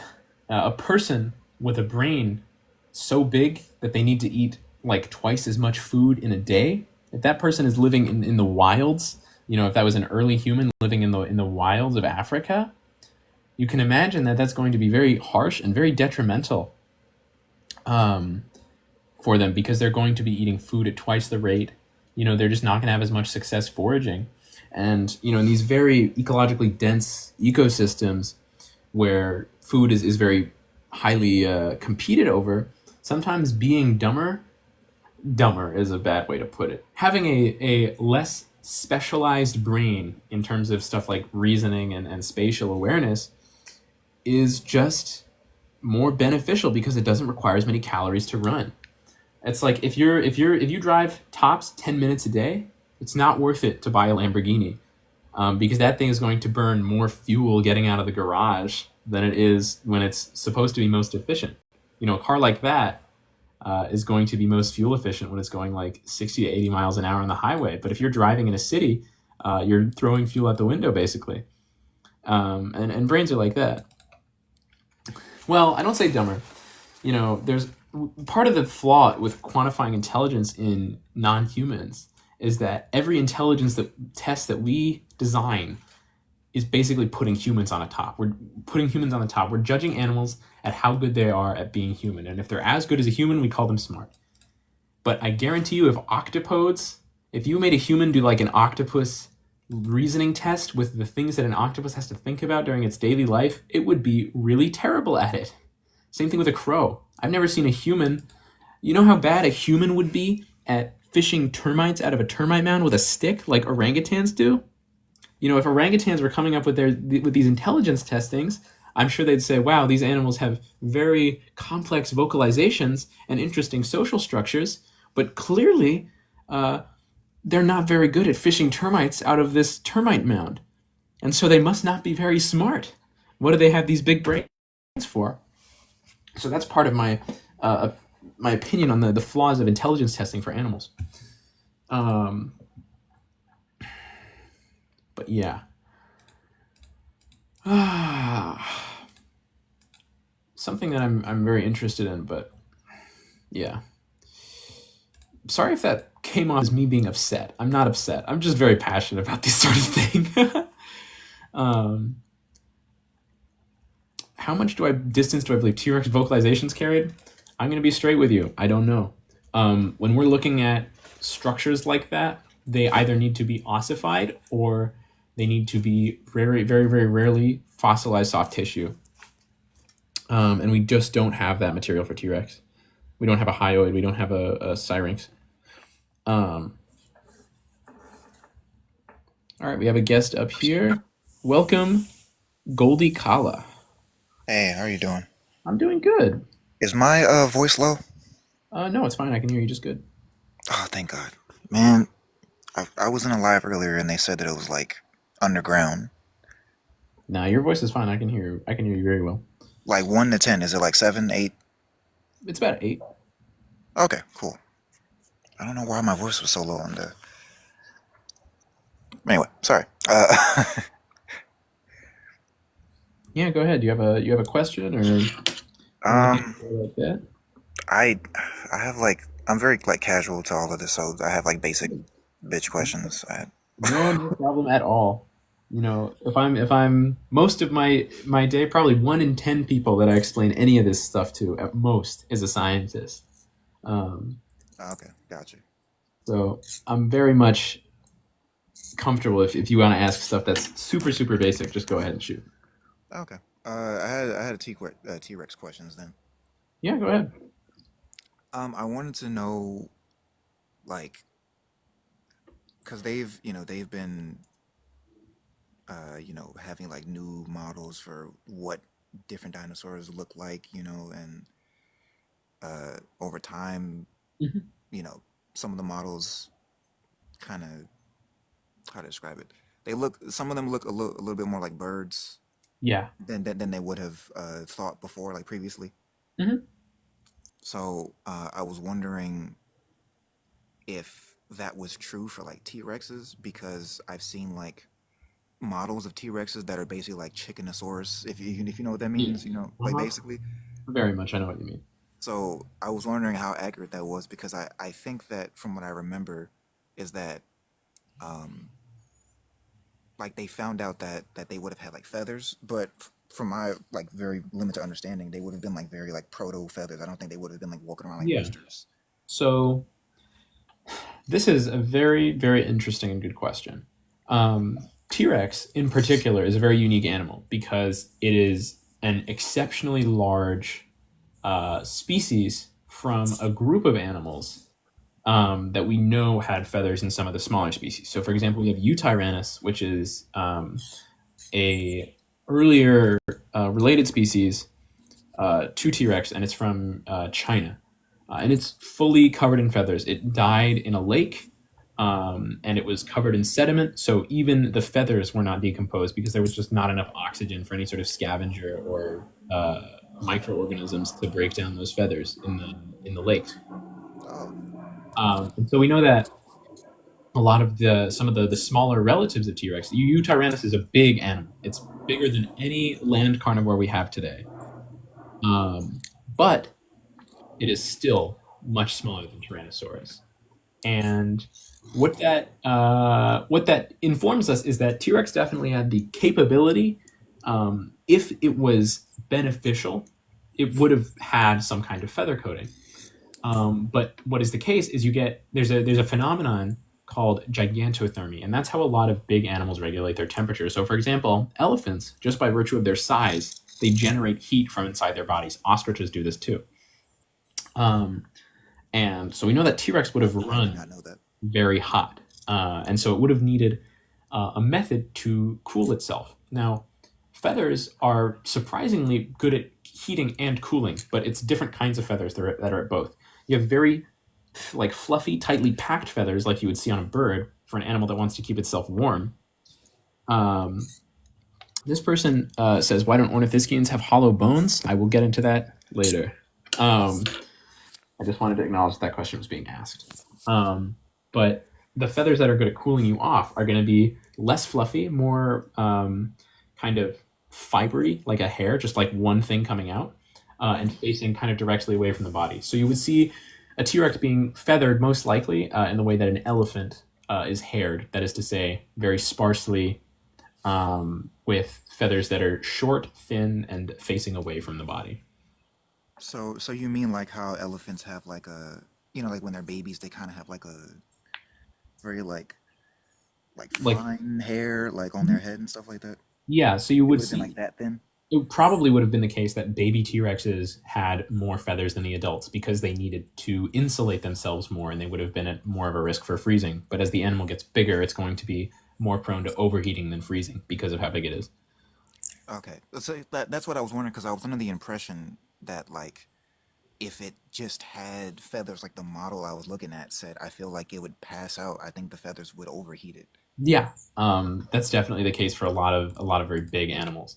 Um, but we do have large animals that we know are fully feathered. Again, the biggest dinosaur that could have been that we know is completely covered in feathers is bigger than any land predator around today. Eutyrannus is, I think, about twice as long from nose to tail as a polar bear. This is a giant animal, and I want to get this across. So, T-Rex. What? Can you say the animal again? This Sorry. is Eutyrannus. It is a tyrannosauroid from China. It is 30 feet long. Its chin is about the top of your head as a person. It's about as high as your shoulder at the hip. And it's a very well studied animal. And it's completely covered in feathers because the fossil preserved its feathers on its body. That is very interesting. So yeah. And Oh, where'd you go? If you're speaking right now, I cannot hear you. oh, did I mute myself? Yeah, you muted yourself. Sorry. Sorry about that. So this. Oh, you muted yourself again, man. You keep going on mute. I'm really sorry. I think when I try to let me see something again. Did it mute? No, I can hear you. I think when I try to look up, I think when I leave the live, it puts me on Yeah, mute. I'm sorry. I can type it in the chat, and then you can kind of study it after you leave, if you would like. Gotcha. Eutyrannus. I just want to see a picture. I was gonna ask if it's like in that same family. Yeah, it is not in the same family as T-Rex, but it is in the same superfamily. So it's a little bit outside, but it is still very closely related to a lot of the Tyrannosaurs. It's kind of earlier. It's an earlier dinosaur than T-Rex. But yeah, tyrannosaurs are some of the most like closely related groups of dinosaurs to birds. So we expect to see a lot of kind of feather diversity in them. I just realized you just made me realize I have like a fixation on like different like ways that like different like I don't know what it's called, like different hair strategies for lack of a better term. So the study of skin and the stuff that goes on top of it, all that is called integument. Oh, Um, so there is a word for okay. yeah, so you would call, hair, feathers, scales, all that stuff is called integument. And it's all part of the integumentary system, which includes the skin and the stuff that grows out of it. That includes things like hides and Hmm. okay. Yeah. Now you got a word for the stuff you're interested in. Great. Now I have to get a dissertation. Yeah. And but yeah, that is very interesting. Yeah. All right. I'm going to let some other guests up now, but it's been great talking to you. I hope you have a good day. Have a good day. All right. We got Marcus Jazz. Welcome, Marcus Jazz. Hello. How's it going? Going pretty good. How are you? I'm quite well. Good. I was just wondering, like, besides the one really well preserved dinosaur that was found in Canada, I forget the name of it. Borealopelta? I think so. Yeah. Where it still had some flesh preserved and its skin preserved. Have there been, like, any other dinosaurs that we know about where we're able to tell what their like muscle and fat structure were instead of like the skin wrapping like Oh, yeah, we think absolutely. we've been doing? Okay. So there's two parts to this. One is we're better at reconstructing dinosaurs now because we have developed better techniques for looking at bones to see where muscle and fat attachment go. So even if we were looking at a fleshless bone specimen, a modern paleoartist and paleontologist would reconstruct it more accurately than the people who were doing it many years ago. I'm going to say pre-Kozeman because C.M. Kozeman is the guy who wrote the book on why you shouldn't draft dinosaurs. Gotcha. Great book. I recommend it. It's called All Yesterdays. It's beautifully illustrated. He also wrote All Tomorrows, which is significantly more popular, but that's like a sci-fi thing. But anyway, the second thing is, yes, we also have a wealth of dinosaur specimens that preserve soft tissue, not just Borealopelta. In China, I was just talking about this. You have Eutyrannus. You have Psittacosaurus, which is probably the most well-preserved fossil animal ever, besides like ice age mammals that get frozen in ice. Like this is a phenomenally complete specimen. It's only missing the last few bones in the tail. It has skin, it has fat, it has feather, it has fossilized genitals. And so this animal is amazing. There are a few factors that go into whether or not something can preserve well, but there are a few places on Earth called Lagerstätten, where for a few hundred years, there were conditions that existed so perfectly that something could wander into a body of water there, die, be covered in sediment or dirt or sand or something so quickly that there would not be enough time for the bacteria that were going to break down its feathers and soft tissue to get oxygen to do that. And when that happens, that's how you get fossils that have soft tissue on them. And that's how we can know where the muscles attach to the bones, how these animals' respiratory systems might have worked, all that sort of deal. Are they like peat bogs or tar or something like that? The one in China that a lot of this stuff comes out of that I know is just like an ancient lake bed that went through a period of like eutrophication, and then it became anoxic for a little bit. So basically, big explosion of bacteria, then there's nothing because they've taken all the oxygen, and then everything dies. And then you have this period of like a very low oxygen lake that, a little bird or a small theropod, or in the case of Eutyrannus, an animal that is twice the size of a polar bear, can fall in, drown, Actually, Utagrandis, there were 3 of them that all came in together, so they might have fallen off of something into the lake. They get covered in sediment and water before any sort of decomposition can occur, and then boom, you have fossils. Cool.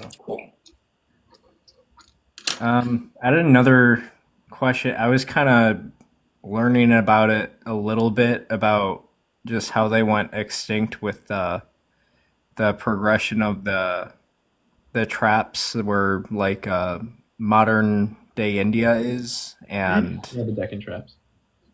yeah, the Deccan traps. Would that have been like similar to what Yellowstone is, or was it just like happening for so long, like it wasn't a super volcano? No, it was not one super volcano, really. It was a series of volcanoes that all were kind of consistently erupting for an extended period of time.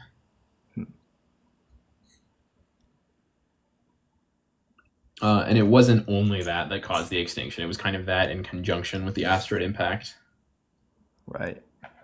But no, I don't know if you could.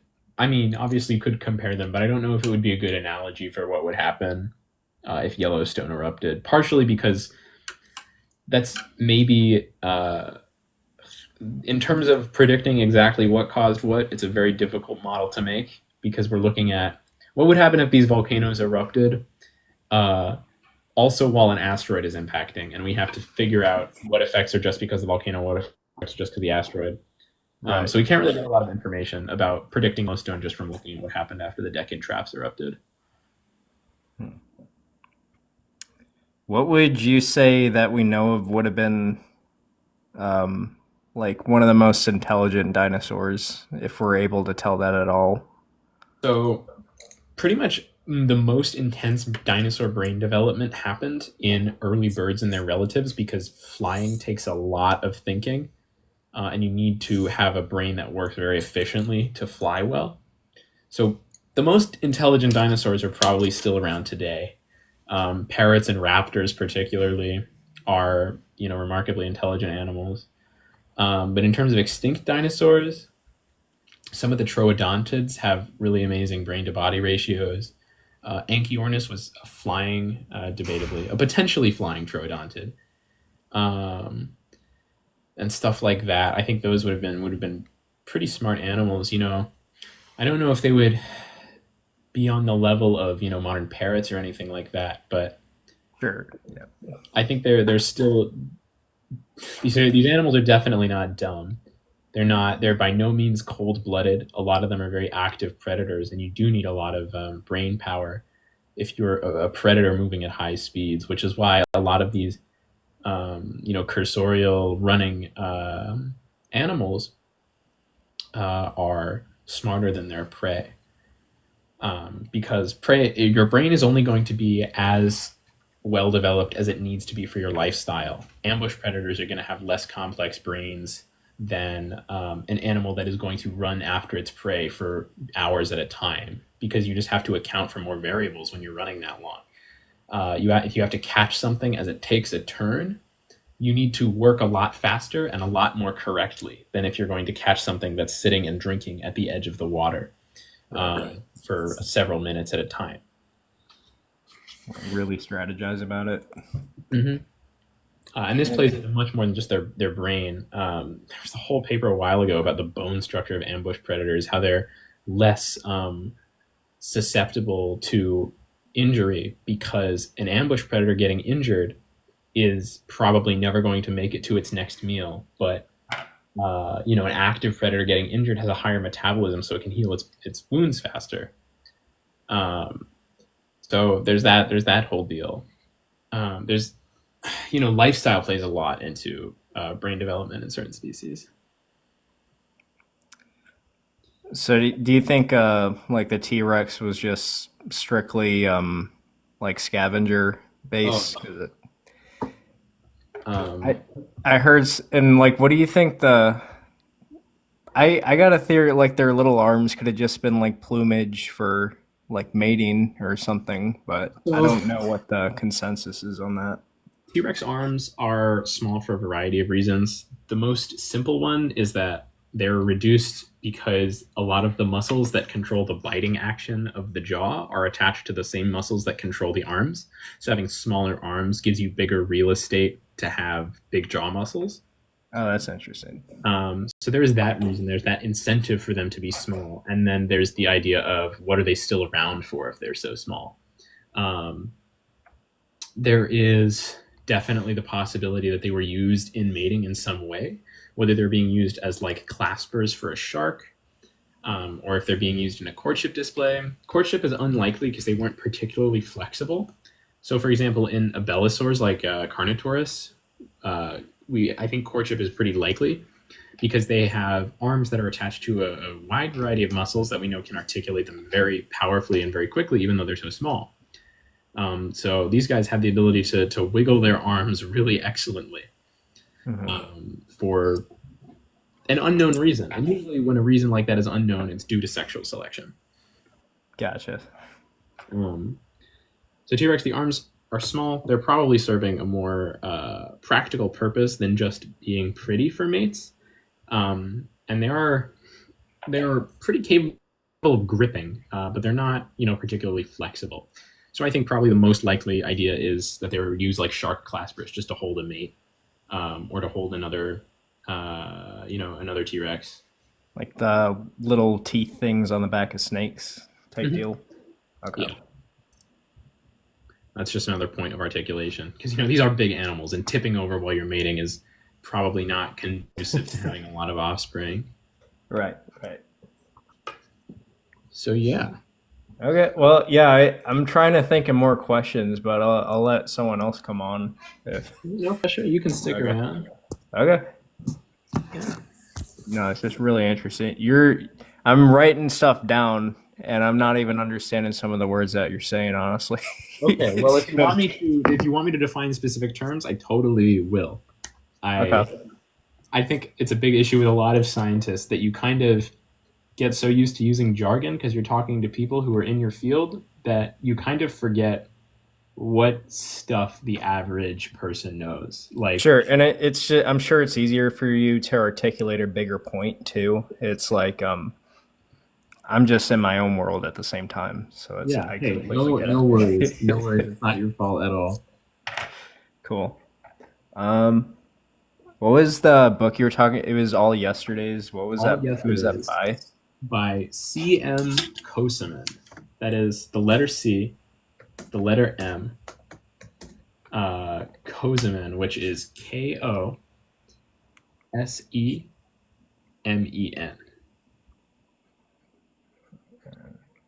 Cool. Very awesome author. Wrote a lot of great stuff. He's a surrealist painter. He's a paleo artist. He's a great speaker. He has a YouTube channel as well. A really, really good sci-fi author.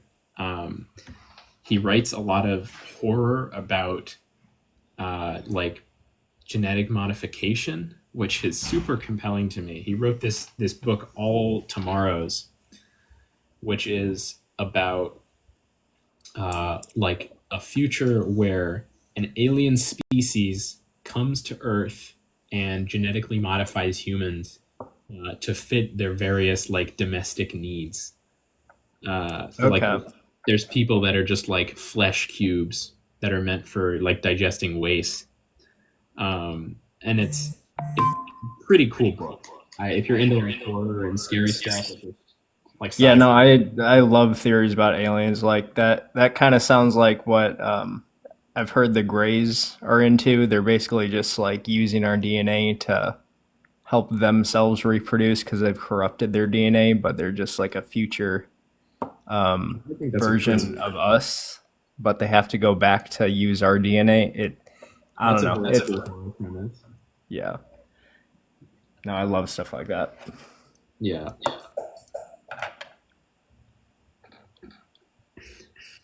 So when it came to like birds during the extinction, would they have all the surviving ancestors had to have gone underground or no. Okay. So when the asteroid hits, it causes big detrimental effects on the atmosphere and it killed a lot of plants. In the immediate area around the impact, basically nothing survived. Right. But even in areas that are so far away that they wouldn't have even really felt the shock wave, you see massive plant death. And so animals that can eat the stuff that doesn't degrade as quickly, you think of like a leaf-eating animal, a leaf-eating dinosaur, it's not going to fare very well in an extinction where all the plants die off really quickly, and the leaves are the first thing to go because they're soft. But the two prevailing groups of birds that stuck around after the extinction are Anseriformes and Galliformes, which are your chickens and your waterfowl. So waterfowl can eat a wide variety of stuff in the water. The earliest waterfowl, actually, the most I guess, basal-looking ones, the ones that are the farthest removed, actually have a beak structure very similar to chickens. They're called the screamers, the Anhimidae. And these guys look a lot like what you would expect a chicken to look like, but they're much closer related to ducks. And they're water birds, but they eat seeds, and so do a lot of the galliforms, which are your chickens, and they're relatives. And so these two groups of birds that are really specialized in eating seeds did very, very well post-extinction because, a lot of them are also eating insects. And insects are incredibly resilient. So if you're relying on insects as a food source, you can make it through an extinction with relative ease because insects also reproduce on dead stuff, and there's a lot of dead stuff sticking around. The other thing is seeds. Like I said, seeds are going to last a lot longer than leaves per se. And a lot of the big predators are also dying because you have a huge drop in the amount of food that's available for any given animal, and that basically echoes up the food chain. It's going to collapse not from the bottom, except in a few cases, but from the top. The closer to the bottom of the food chain you are, the better chance you have of surviving a mass extinction. Okay. Except when you don't, because usually a mass extinction kind of starts when you take out one block from the bottom of the food chain. And then Krill. Yeah, like krill or algae or anything like that. And then the other stuff that's close to the bottom can fare just a little bit better, but then as you go up the top, everything becomes more reliant on this big web of organisms feeding in and feeding off of each other, and then it's a huge mess. No, I would think so. It just breaks the whole chain apart. Mm-hmm. What mammals do we know of were surviving back then? Is it just a few fossils that we have found, or? It's mostly small, badger-like stuff. A lot of nocturnal things.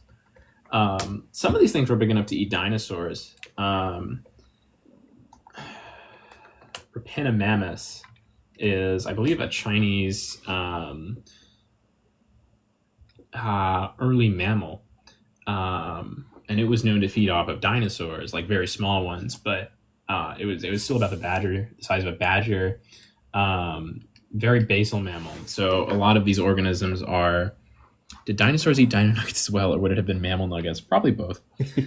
But a lot of these animals, are living nocturnal, burrow-based lifestyles because that's just the role that they're forced into.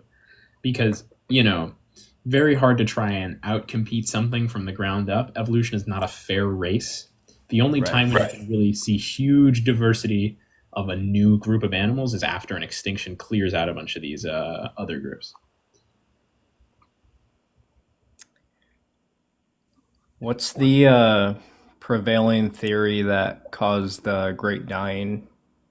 The Permian mass extinction, I believe, was due primarily to volcanic activity. And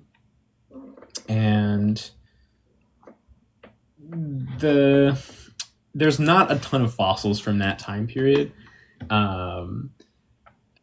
but sea level change and increased volcanism have been mainly purported. It's just it was a very volatile ecosystem because it was Pangea. Everything was super dry. It's kind of just a tipping point. I have to go pretty quick for just a bit, so I'm going to disconnect you. Okay. But then I'll be back. I'm going to mute myself. Cool. I'll think of more questions, but thank you. Yeah, you too. Okay.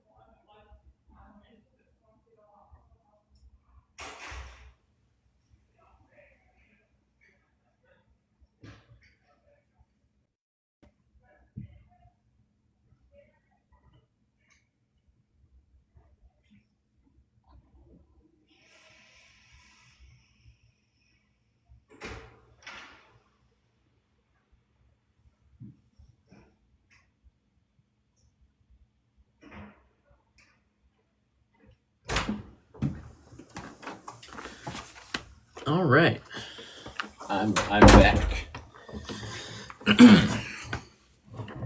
This person asked about Hatzegopteryx.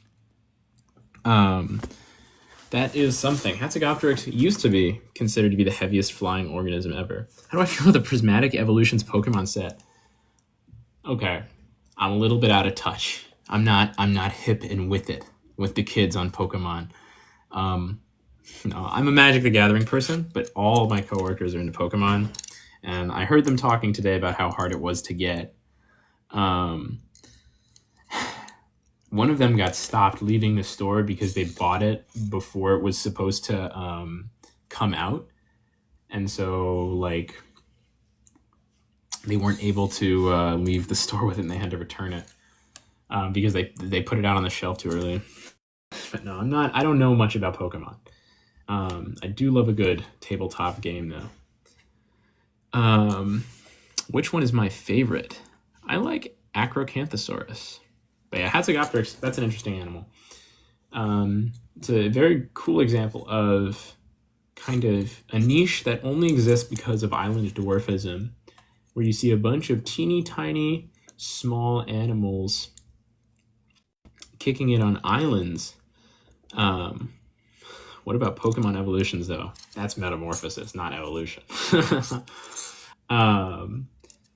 But so Hatzegopteryx is basically a specialized predator that's eating all of these miniaturized sauropods and hadrosaurs that dwell on the islands of Europe during the end Cretaceous, which is super cool. And that's, I don't think you really see that much today in terms of a successful predator niche. Probably the thing is, a lot of the stuff on islands today isn't really confined to one island.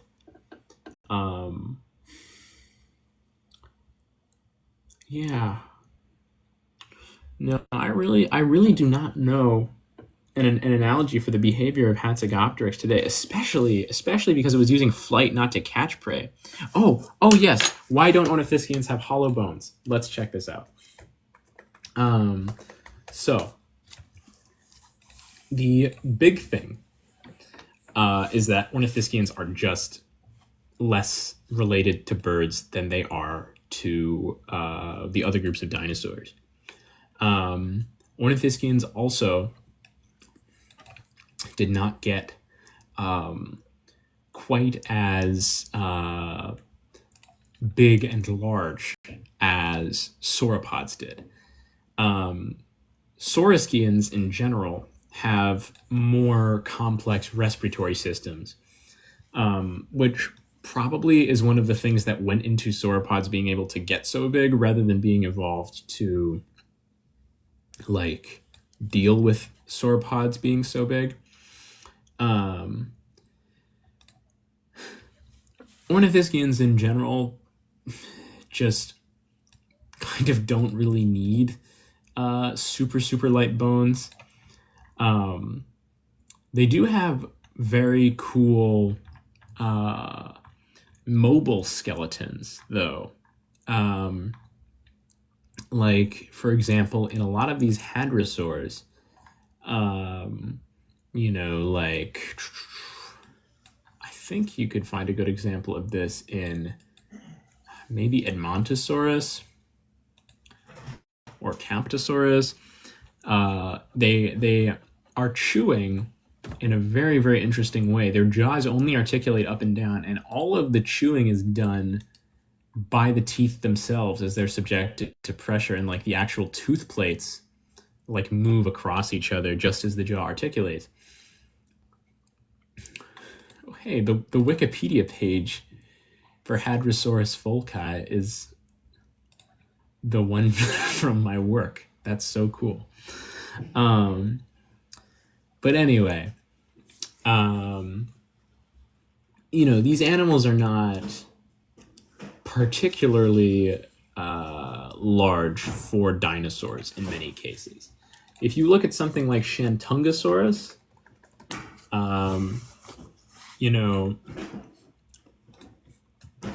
there are adaptations that occur to make it a little bit lighter. So, for example, Shantungosaurus, it has a big gap in its skull. You see a lot of this stuff as like you get bigger fenestrae, you get bigger openings in the skull. I'm gonna look up some ornithischian histology images. I mean, their bones are not particularly dense when compared to other groups of animals. Dinosaurs across the board still have relatively pneumatic skeletons, but ornithischians just, they don't really have as much pressure to get super light. I do study dinosaurs, yes. Ornithischians don't really have as much pressure to get super light as, you know, the fast-moving theropods and the super tall sauropods. They're more preoccupied with developing really elaborate digestive systems.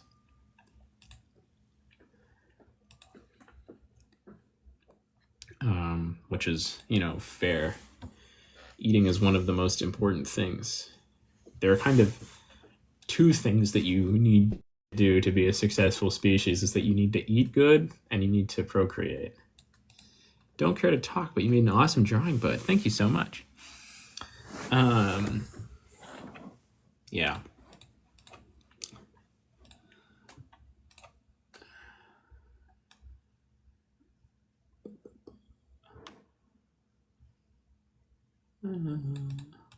Okay.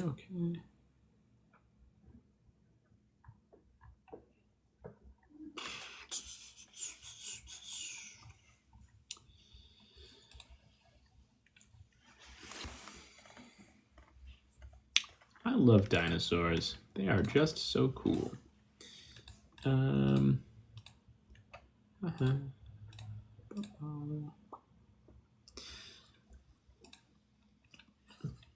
Not just dinosaurs, though. Plenty of cool stuff out there in the world, the ancient world. Let me see if I can go back and look at some of the older questions in here. How do you determine a bone's age? Radiometric dating. What is the most LGBT-friendly dinosaur? Probably albatrosses. Yeah, there are some dinosaurs that have preserved flesh. Quetzalcoatlus was definitely able to fly. We have footprint tracks of Quetzalcoatlus taking off from the ground. So we do know quite a bit. Favorite dinosaurs. What school education did you get for this? I was initially majoring in geoscience, and then my university chose not to offer a complete geoscience degree, so I switched to minoring in geoscience and theater, and then majoring in environmental science, evolution, and ecology. Yeah, my favorite dinosaur is Acrocanthosaurus. My second favorite dinosaur is Ionosaurus. My third favorite dinosaur is probably Herrerasaurus. My fourth favorite dinosaur, I would have to give that to Bajatosaurus. My fifth favorite dinosaur, that's a tough one.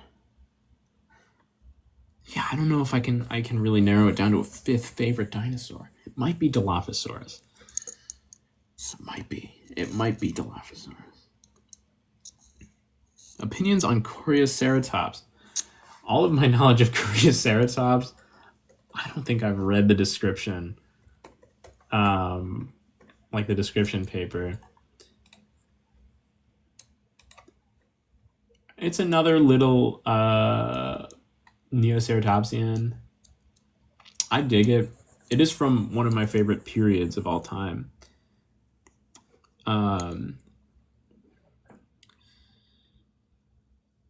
It's a cool animal. I do like the paddle tail.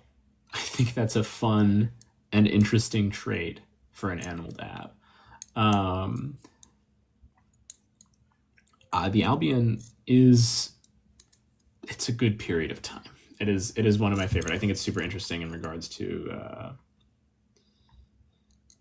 like what was going around.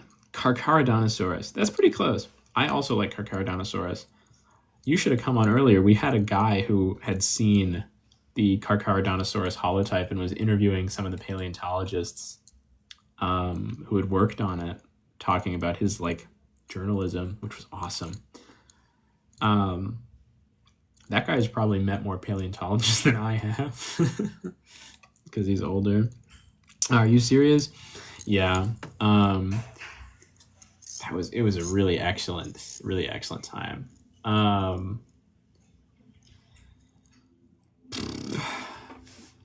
do like a lot of the early ceratopsians. I think there's a charm to the older ceratopsians, but stuff like Psittacosaurus and Eudonceratops, those guys have some real shape to them. You know what I mean? They look so bizarre sometimes. The Cretaceous is just such a weird time period.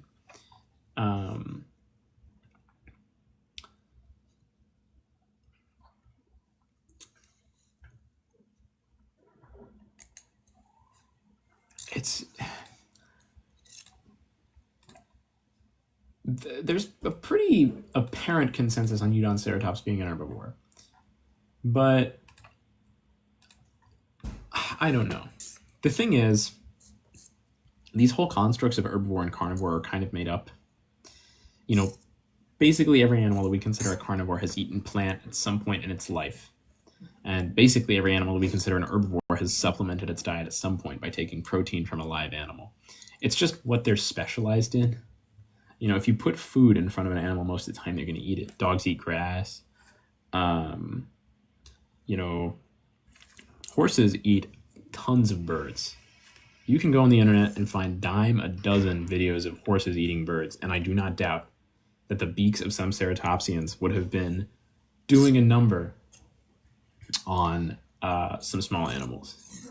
I can definitely see you know, a Triceratops or a Gryphoceratops or anything like that chomping down on an unsuspecting mammal.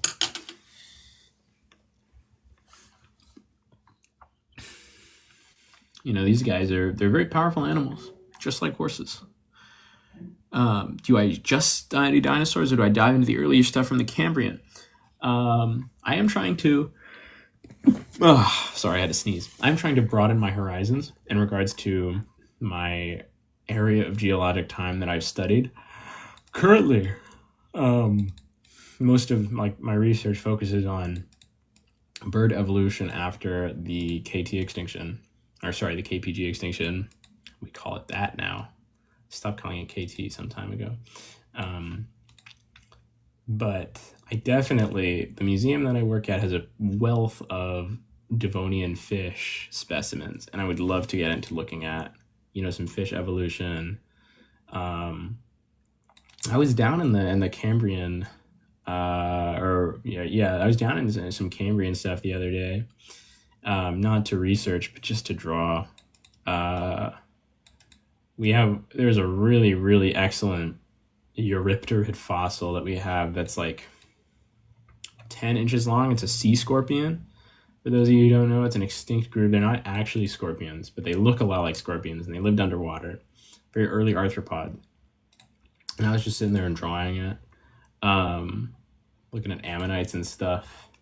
We also have this really beautiful subfossil crayfish. It's only a few years old, but it fell into a lake that had a very unique chemistry, and that caused basically a calcium shell to form around its body.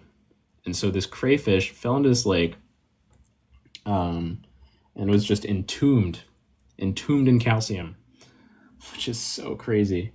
I don't know how it got there. Probably, you know, jumped over from a river, or it rained and something like that happened, but it's a really beautiful specimen. We also have a 5-tailed horseshoe crab. I thought that was really bizarre. I love horseshoe crabs. They're super cool. We have a coconut crab too. That's not really fossil stuff, but it is interesting. Loads and loads of ammonites. You know, these things are really, really special. People take ammonites for granted a lot of the time because there's so many of them, but they're really beautiful animals.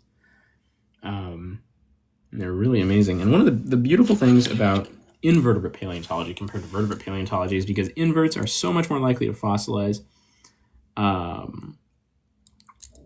and therefore are much, much, much easier to use when it comes to studying broad trends across population and accounting for preservation bias. For example, fossils that maintain, like that get preserved, but don't have the sediment around them turn into rock, that stuff doesn't lithify, those fossils will contain far, far, far more small organisms than the ones that do form in rocky sediment. And we wouldn't really know that because the data sets of vertebrates that we have are just not as big. You know, you can find an invertebrate fossil bed, and you can have hundreds of specimens, and that's not unheard of.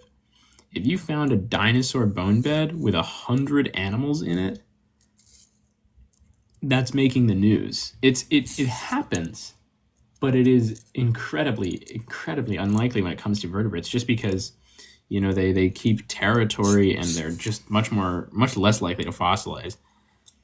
And also a lot of the time they're on land, which, you know, it's makes them cool organisms, but land environments generally erode, whereas marine environments generally build up sediment, which makes land fossils much, much rarer. Is there evidence for different dinosaur species traveling together like zebra and wildebeest? Yes. So, for example, along the Paluxy River, as well as some other spots, this is why Acrocanthosaurus is my favorite dinosaur. We have really excellent fossil footprint tracks of some Paluxysaurus and other sauropods of various ages walking together over long, long distances and then being followed by an Acrocanthosaurus. And you know, that Acrocanthosaurus might have been stalking prey. It might have just coincidentally walked that same direction for so long. But they were walking in a dried up riverbed and they were walking together. We also find, for example, you know, I think it's Albertosaurus that gets found in bone beds with individuals of various ages.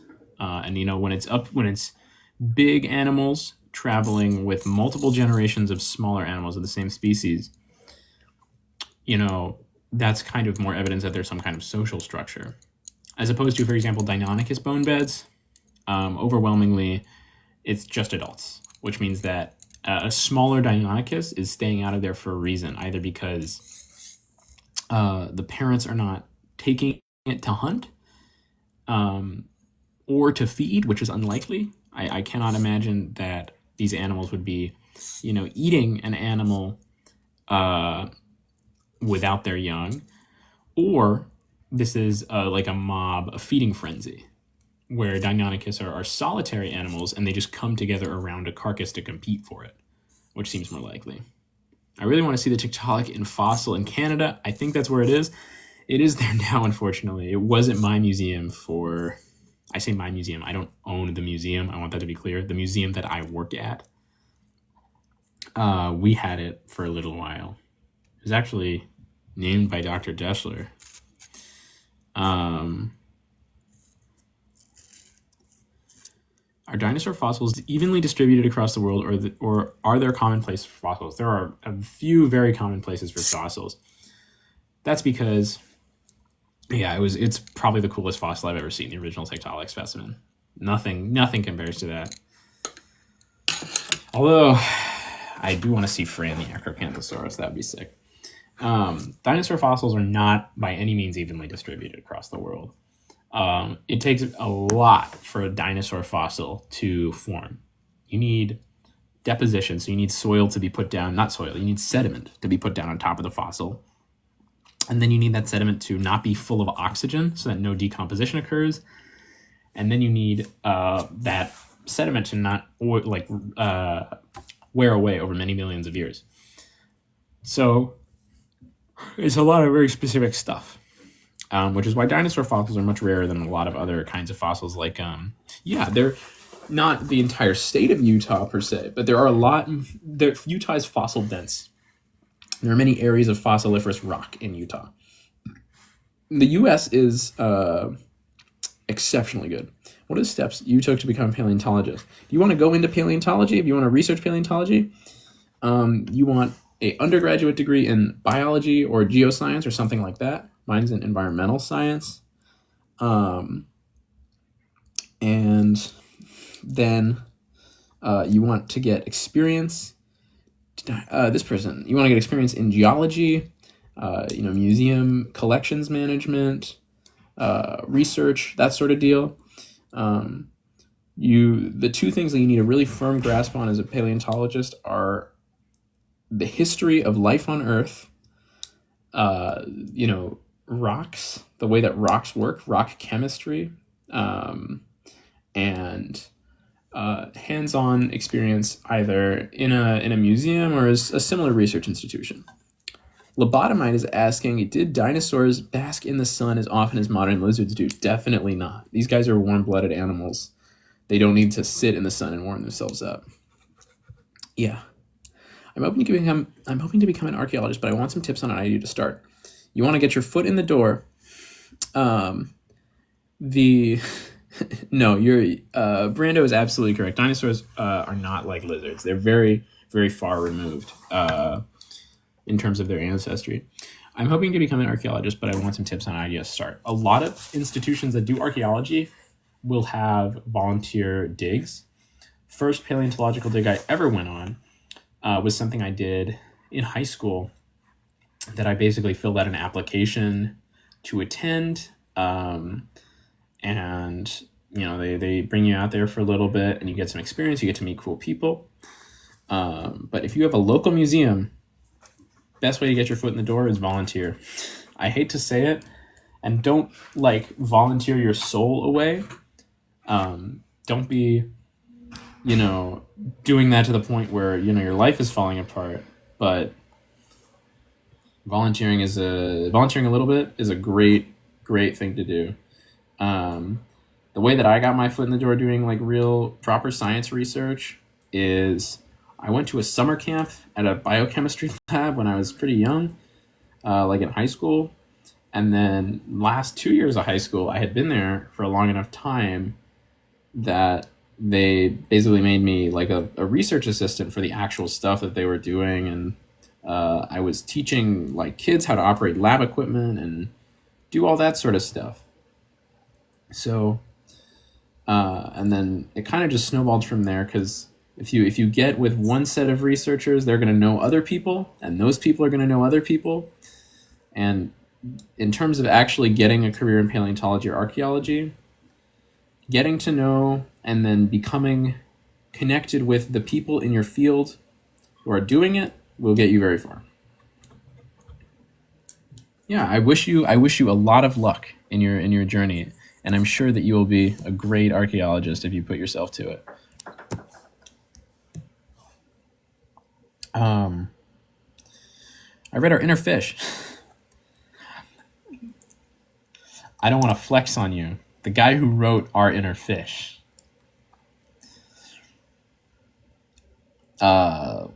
he's at our institution. Well, he was. He just left.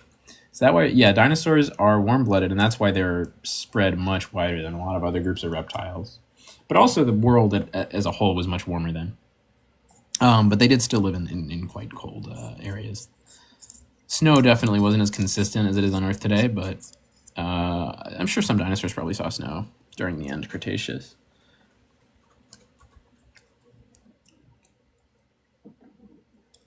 Okay. How do I set this up?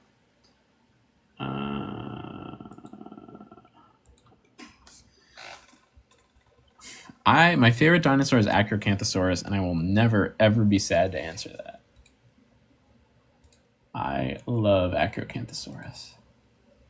Amazing animal.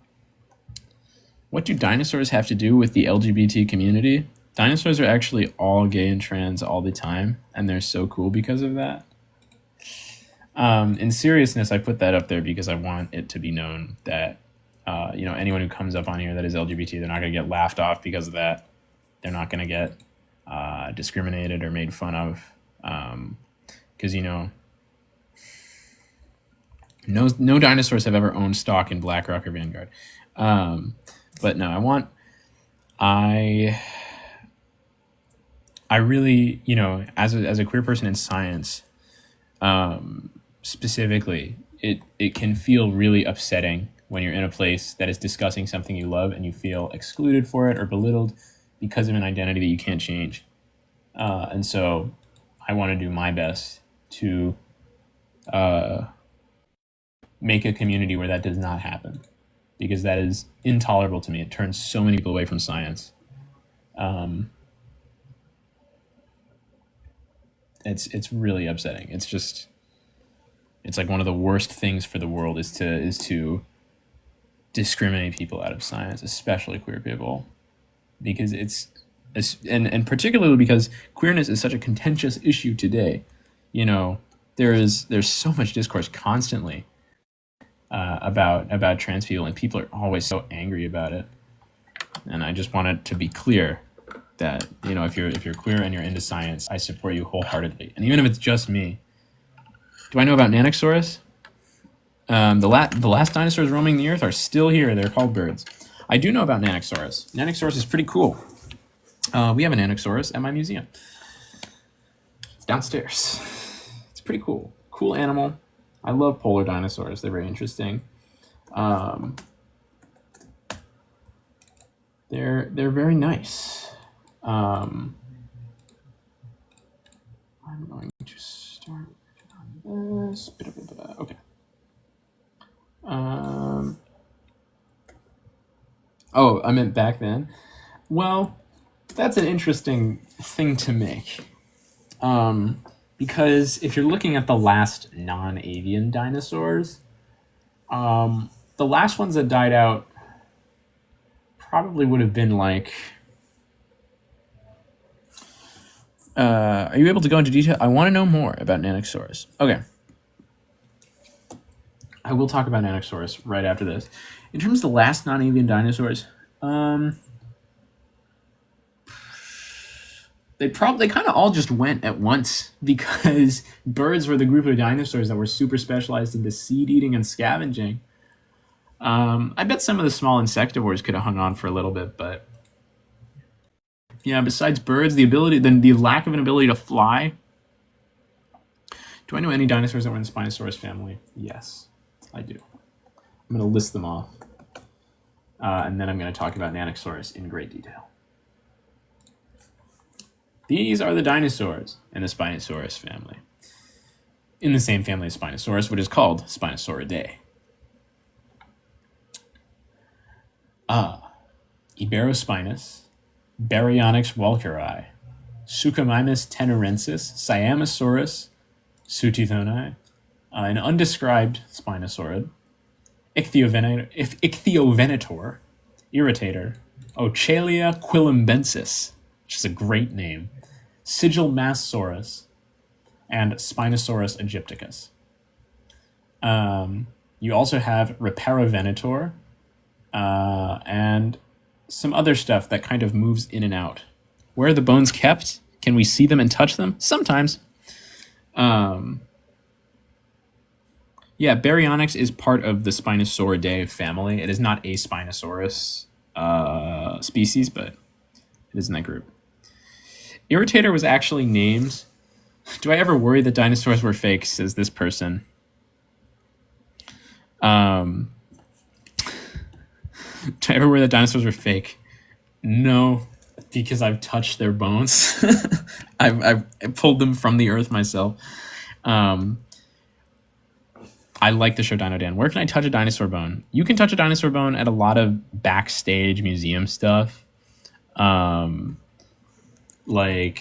I know a lot of museums have members nights or any sort of thing. A lot of the time it's advertised, and a museum will be like, come see behind the scenes, and then they'll show you that stuff. You can also touch a dinosaur bone if you volunteer on a dig. And then you'll really get your hands dirty with that, but that is not for the faint of heart. All right, let's talk about Nanosaurus. Nanosaurus means polar bear lizard. In what language? I am actually not sure. I think it's Inuk. I think it means polar bear lizard in Inuk. Aren't they made in China? A lot of dinosaur fossils do come out of China, actually, but that's just because the rocks there are really excellent. Hypothetically, how could I secretly exfiltrate a dinosaur bone from the museum? You couldn't, because we would get you. We would get you, man. We'll get you. All the dinosaur bones actually have like super advanced tracking devices in them so that you can't steal them. Do they actually have feathered? Many. Can a dinosaur do a backflip? Yes. Many birds today do backflips. So dinosaurs are still around doing backflips. Nanosaurus was found in Alaska. It is found in Prince Creek, Alaska, which is a early late Cretaceous.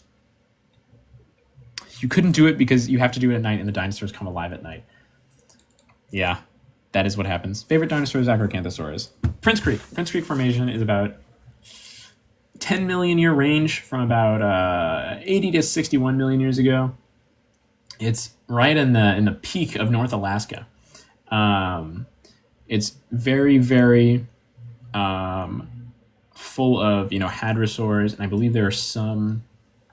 There's ornithomimosaurs. There's Pachyrhinosaurus is also there. You have Edmontosaurus.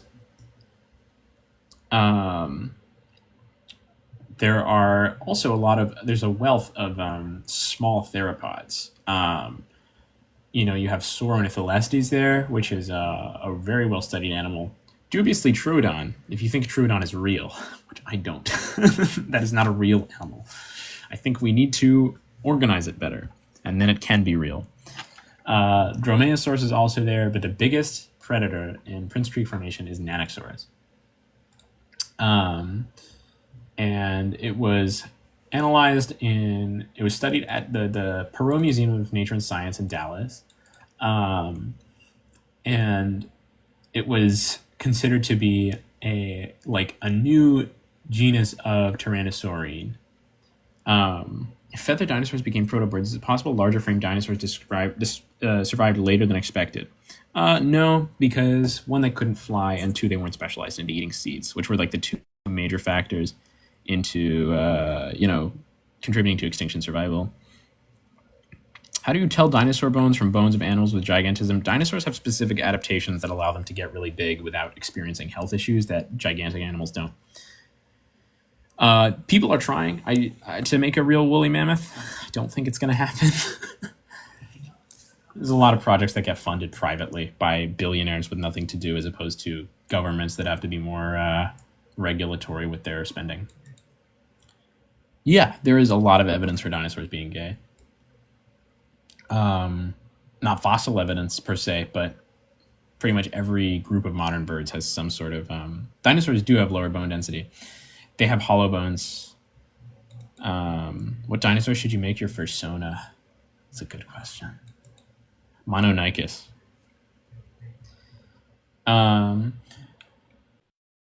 Initially, Nanosaurus was scaled down to be about 16 feet long.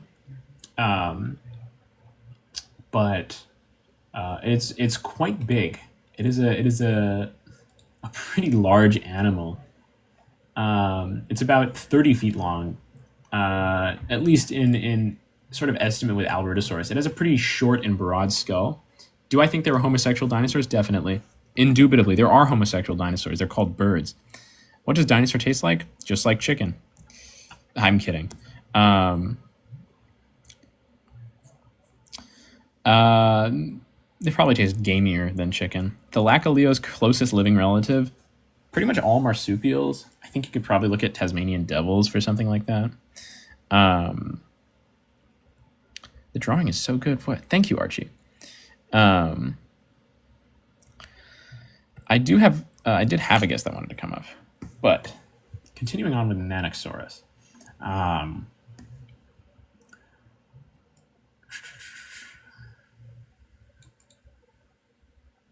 The Prince Creek Formation apparently has a bias towards preserving young animals,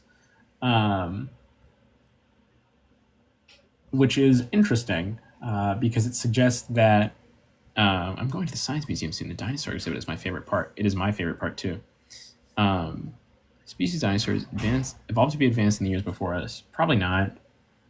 For a really intense evolution to occur, you need to have some kind of big extinction event to open up the niches. And that really did not happen. Is it true that pterodactyls aren't dinosaurs? If so, what species would they be? Pterodactyls, which is not really a real term, they're called pterosaurs. And they're not dinosaurs. They're not quite dinosaurs. And that's because they have a few traits that dinosaurs can't have, and they don't have a few traits that dinosaurs have to have. Is there a website I would check for new paleontology papers and discoveries? Thomas Holtz's blog. He's a paleontologist. He posts a ton of stuff just about new research. And how many dinosaurs did it take to unscrew a light bulb? Well, if you think about the fact that birds are dinosaurs, I don't think one dinosaur could do it, but two can. Get it? Because two can. How do I know if a species has wings? They fossilize. Dinosaur wings fossilize. There's this big kind of misinformation that's going around talking about how wings are hollow, and therefore they wouldn't fossilize. But that's not true. We have loads and loads of fossil organisms with wings. And we also, even if we don't have the actual arm bones, there are things on the main body that are much thicker and more robust that would have to be there to articulate a wing. Which dinosaur species lived longest after the meteor hit? If I had to guess, probably some kind of small insect eater. They kind of all disappeared at once besides the birds.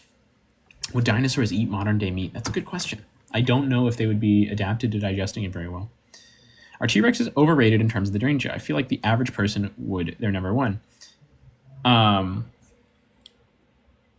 don't think T-Rex is overrated in terms of the danger. It is maybe the scariest thing that has ever existed on Earth. Okay, this person, Puff Gordy, is asking about the classification for what isn't a dinosaur. So I'm going to do this talk real quick. Dinosaur is not an arbitrary term, and it does not refer to a period of time. So being a dinosaur doesn't have anything to do with being an old animal. It does not mean something that lived during the dinosaur time. It describes a group of reptiles, specifically reptiles, that have a specific series of morphological traits. Dinosaurs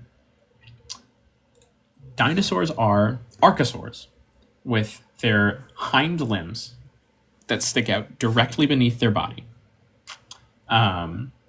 They have this flare out on the outer edge of their femur. Chickens are more related to dinosaurs than alligators and crocodiles because they are dinosaurs, and alligators and crocodiles are not dinosaurs. And so they're ornithoderans, and their legs stick out directly beneath them.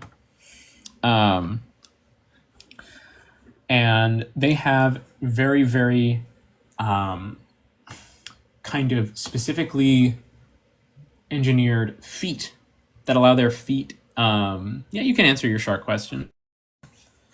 Brontosaurus and Brachiosaurus, there's a lot of differences. Brachiosaurus has much larger forearms, and its neck is held much more vertically than Brontosaurus.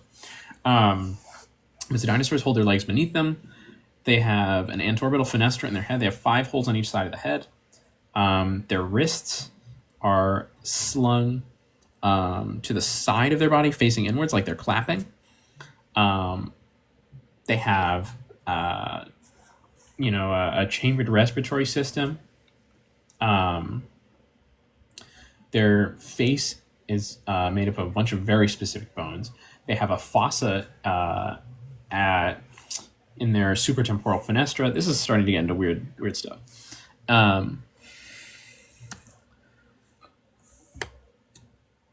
they have locking vertebrae in their neck. They have a short radius compared to their humerus. They have very specifically structured ankles. How similar were dinosaurs to modern day chickens? I mean, chickens are modern dinosaurs, but there were a lot of dinosaurs that look basically like a chicken. Scales or feathers? Feathers in most cases. Can you tell me about why there's dinosaurs in Congress? They actually aren't dinosaurs. I would call them synapsids. I'd call them basal synapsids. So yeah, that also means that lizards aren't dinosaurs because they stick their legs out to the side. I would say the dinosaur that had the best shot at killing a T-Rex is a Triceratops. My favorite dinosaur of all time is Acrocanthosaurus. Miss Creature asks, what's your opinion on Michael Crichton's view on dinosaurs in his Jurassic Park novels? I think he did great in the novels, and he had a pretty strong commitment to keeping them up to date when he made the movie. The issue is that the people who have taken over the franchise now don't really care as much.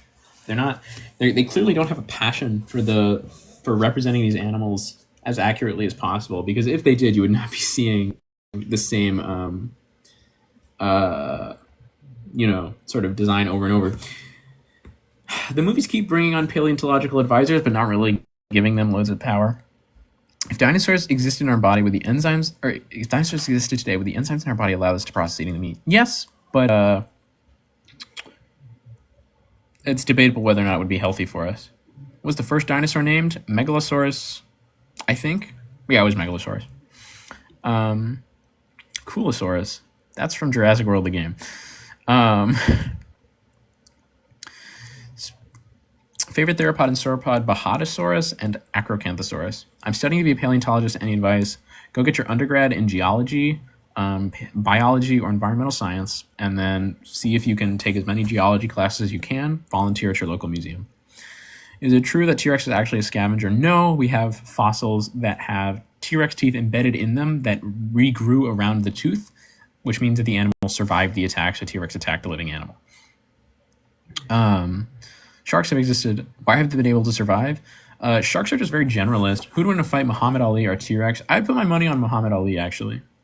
I think he could probably run faster than a T-Rex. For a second, I thought this was alive being an evolution denier. I am not an evolution denier. Sharks are very generalist.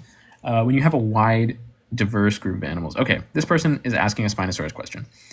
I think a Brontosaurus would definitely beat a T-Rex in a fight. I think sauropods in general would do that.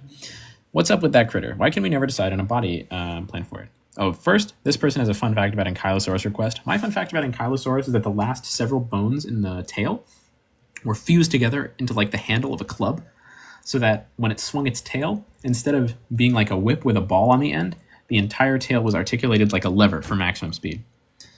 Dinosaurs are pretty smart. Spinosaurus. So Spinosaurus is hard to research because the original Spinosaurus fossil that it was named off of was destroyed in World War II. The guy who discovered it was super cool, actually. He was a German who hated Nazis. Pterodactyls are not dinosaurs, and I'll go into that in a second.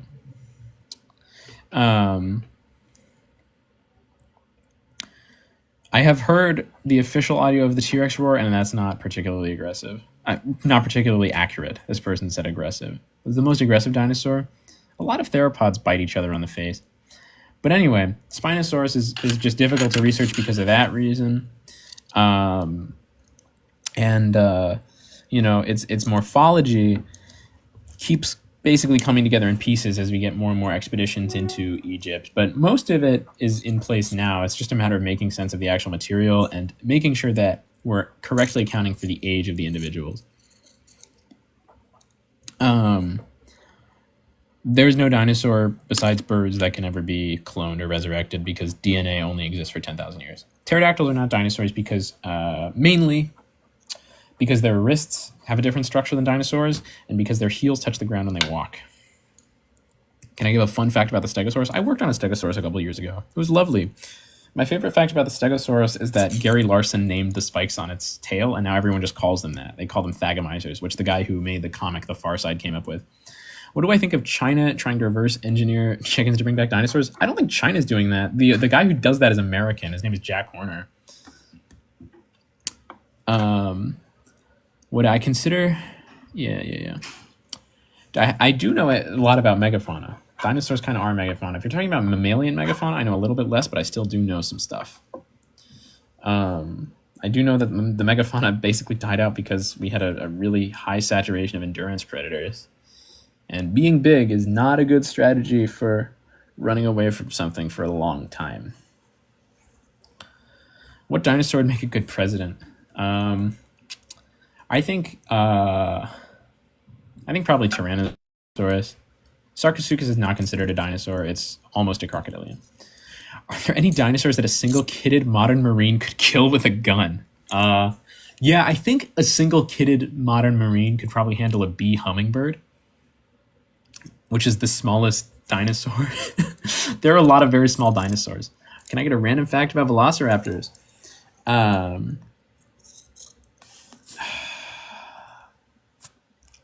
That's a good question.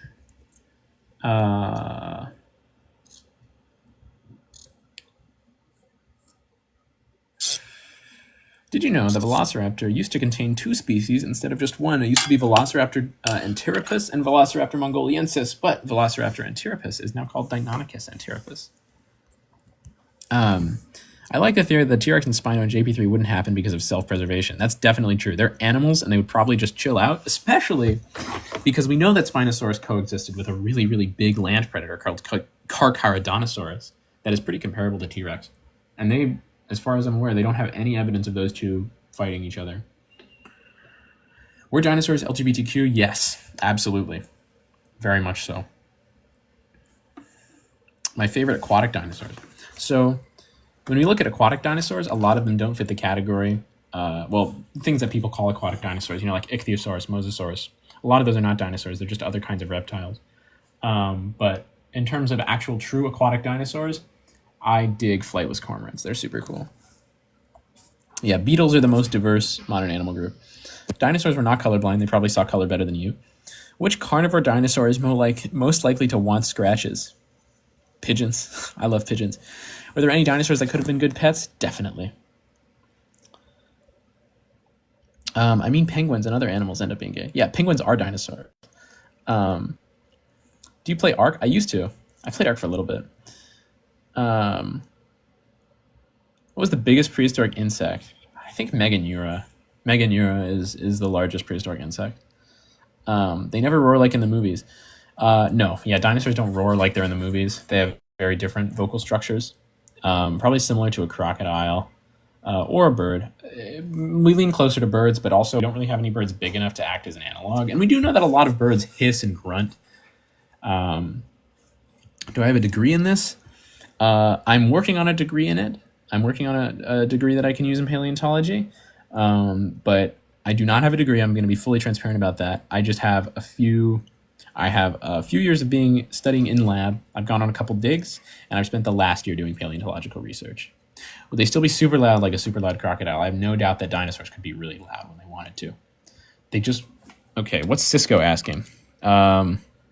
Cisco says, bro, answer my question. Cisco, could you send your question again? There's a lot of people in chat right now. That's definitely true, but I am very interested in pursuing my degree, and I think it is worth it. Are crocs and are alligators larger? The largest crocodilian ever recorded was a crocodile. Did hominids exist during any time period? No. I don't think dinosaurs would have prions in their meat, but you could probably contract some parasites. How many dinosaurs are still left today? I think about 750,000 species of birds off the top of my head. What is the difference? What makes an animal a dinosaur? A lot of different structures on the bones. I don't think dinosaurs could be a rebranding of dragons. I think a lot of fossils that people dug up and thought were dragons belong to dinosaurs. But dinosaur is a taxonomic term. I think that a lot of people who don't believe in dinosaurs are not very well educated. Spinosaurus versus Spinoduck versus Spinotadpole debate. I think Spinosaurus probably lived like a heron. I don't think it was a swimmer. What's the year difference between humans and dinosaurs? Humans have been around for, 300,000 years? Yeah. about 66 million years, 65. If dinosaurs kept on going evolving, would they have cultivated a human-recognized intelligence? Probably not. Battle Royale with every dinosaur, which one comes out on top? Let's look this up. How many birds are there?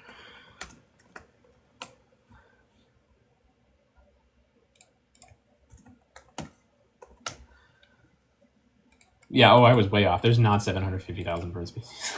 Yeah, it's 11,000 birds. I apologize for anyone who thought there were 750,000 bird species. I have no idea where I got that from. Yeah, you probably wouldn't see super advanced tool use in dinosaurs, but you could see some. Did dinosaurs really have fur and fat skin? Not fur, but feathers, and yeah. Was Pachyrhinosaurus basically like a prehistoric bison? It would probably be more solitary. Although we do have evidence of Pachyrhinosaurus gathering in large groups sometimes, but it did have a beak, so it was more cropping than grazing. What part of the family tree is my area of expertise? The Anseriformes, which is to say the ducks and geese, and their very, very early relatives. So I'm very interested in looking at how these animals evolved immediately after the extinction of all the other dinosaurs. Biggest dinosaur that I could take in a fight with a spear. I would give myself 50-50 odds against Velociraptor. The largest bird that couldn't fly is the elephant bird. Were there dinosaurs adapted to frozen environments? Yes. Oh my gosh, hi! Welcome, Allison. Paleopathology is super cool. I was working on an Allosaurus rib a couple years ago in Montana, and it snapped in the middle, and there was this really, really kind of terrible infection in it as it healed, and there was this huge lesion on it. It was so cool. I love any sort of paleopathology. Okay, I have this dinosaur debate with my brother for years. Who, Spinosaurus or T-Rex? Probably T-Rex. I think T-Rex would win. No, the TikToks about accurate dinosaur sounds are not accurate. They're more plausible than what you hear in the movies, but beyond Parasaurolophus, you really... I have seen the video about accurate representation of Velociraptor if you're talking about the one Coolio Art made. How closely is the Tuatara in relation to its prehistoric version? So Tuatara is not a dinosaur. When I was a young child, I used to think it was. But it's a sphenodont. And sphenodonts have changed somewhat since they were, around way back when. But not a ton. Some of them do have beaks, which is unfortunately, I don't think, present in Tuatara. We don't see a beak. Do we know how good dinosaur vision was? Very good. Exceptional vision. The mummified ankylosaur found a few years back was really amazing. I love Borealopelta. I think personally the paleontological find of the decade is that Homotherium mummy. T-Rex would make sense though, no, for something like that, like a croc bellowing. It's possible. But we move, I don't know. I think hominids would probably get outcompeted against dinosaurs. Yeah, there was actually a new dinosaur named this week. Tamaryraptor from... Candace Owens says dinosaurs are fake and gay. They're one of those things, and it's not fake. How bird-like were dinosaurs actually? Very. In terms of their internal structures, dinosaurs are basically big birds. Am I moving over to Red Note? I'm pretty confident that T-Rex won't get... that TikTok won't get banned, but I am on Red Note. We're inviting up Nephilim. Hi. Hello. I have Hi, a what's your question? Which dinosaur would have been the best pet for a modern day person? That's a good question. In terms of stuff that could socialize, I think you could make pretty good use out of anything with a really strong family structure. So Utahraptor, we know, lived in family groups, and that's a very big predator. So I think it would be dangerous. But I think a young Utahraptor would be a pretty solid companion. But after a while, I think it would probably grow up and be like a lion. So good for the short term, not for the long term. Yeah, I would not keep a Utahraptor around in my house after a certain age. In terms of, I think a Mononychus. They're small, sort of insect-eating dinosaurs. They look a little bit like roadrunners. They're very cute. I think a Mononychus would be a nice pet. All right, now, which dinosaur would be the best for like keeping around as livestock, like food? Probably Ouranosaurus. They are very well. It depends on the climate, but from the places that I've lived, I've spent a lot of time in deserts, and Ouranosaurus is a big plant-eating dinosaur from Egypt, and they have a big kind of sail on their back for display that I think would make them very hard to lose. So if you lose if they would run out into the grassy field, I don't think they would be able to hide very easily. So I think they'd be good to keep track of. And we know a lot of hadrosaurs lived in big groups, so they'd probably be very easy to herd. I think that would be a good choice. I thank you for answering my random, like non consequential questions. You're welcome. You're very welcome. Thank you for asking. I guess I could drop now. Yeah. Goodbye. How do scientists know what fat and muscle dinosaur have? We look at the bones and we see where it attaches because it leaves scars on the bones. Who would win between T-Rex and Giganotosaurus? Probably T-Rex. I have seen a bearded vulture. I love bearded vultures. Hello, Nate. Welcome. What's your question? I was wondering if there's any fossil records of giant geckos, like leopard geckos, that are just like really big. Oh, totally. There are a lot of giant fossil geckos, actually. I don't know how big you would consider giant. I would say probably like up to 6 feet. 6 feet long? Okay. I don't know if you would see a 6 foot long gecko, but there is a really giant, I think it's about 3 feet long, and this one was very recent. It's actually not even a fossil.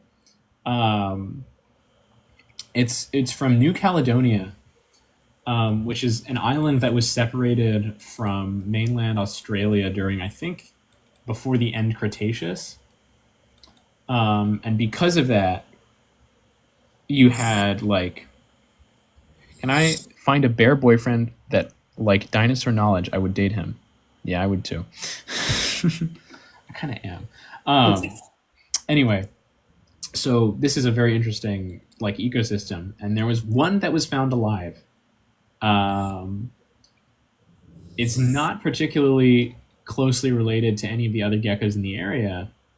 You mean like this one? You said Caledonia, and this is I think with a Caledonian gecko. Yeah, it's a crested gecko. But there is one that is about a meter long almost.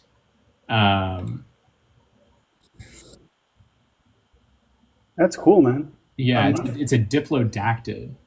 It's called Delcourt's giant gecko. It's the largest gecko of all time, including fossils. But we actually have a subfossil of it. Geckos don't get super big because they have to hang on leaves and stuff. That is so big lizards, period. Tylosaurus provrigere is 46 feet long. So that's, yeah, it's a giant aquatic lizard. So you don't have to worry about, really keeping yourself from falling anywhere and dying if you're underwater. Well, thanks for letting me know. I don't want to hold you from your guests. I really appreciate it. Of course. Thanks for coming up. I loved your gecko. It was super cute. Oh, thanks. I appreciate it. Yeah. Bye. Say something cool about Ankylosaurus. It's got some pretty serious cheek horns, and it also has bone in its eyelids. We have 2 more guests up here. Danny. Oh, Hello. hey, thank you so much for letting me on. I just want to say thank you for doing this. This is great. I just really want to know about Ankylosaurus. They've always been my favorite. I think they're really cute. Yeah, Ankylosaurs are awesome.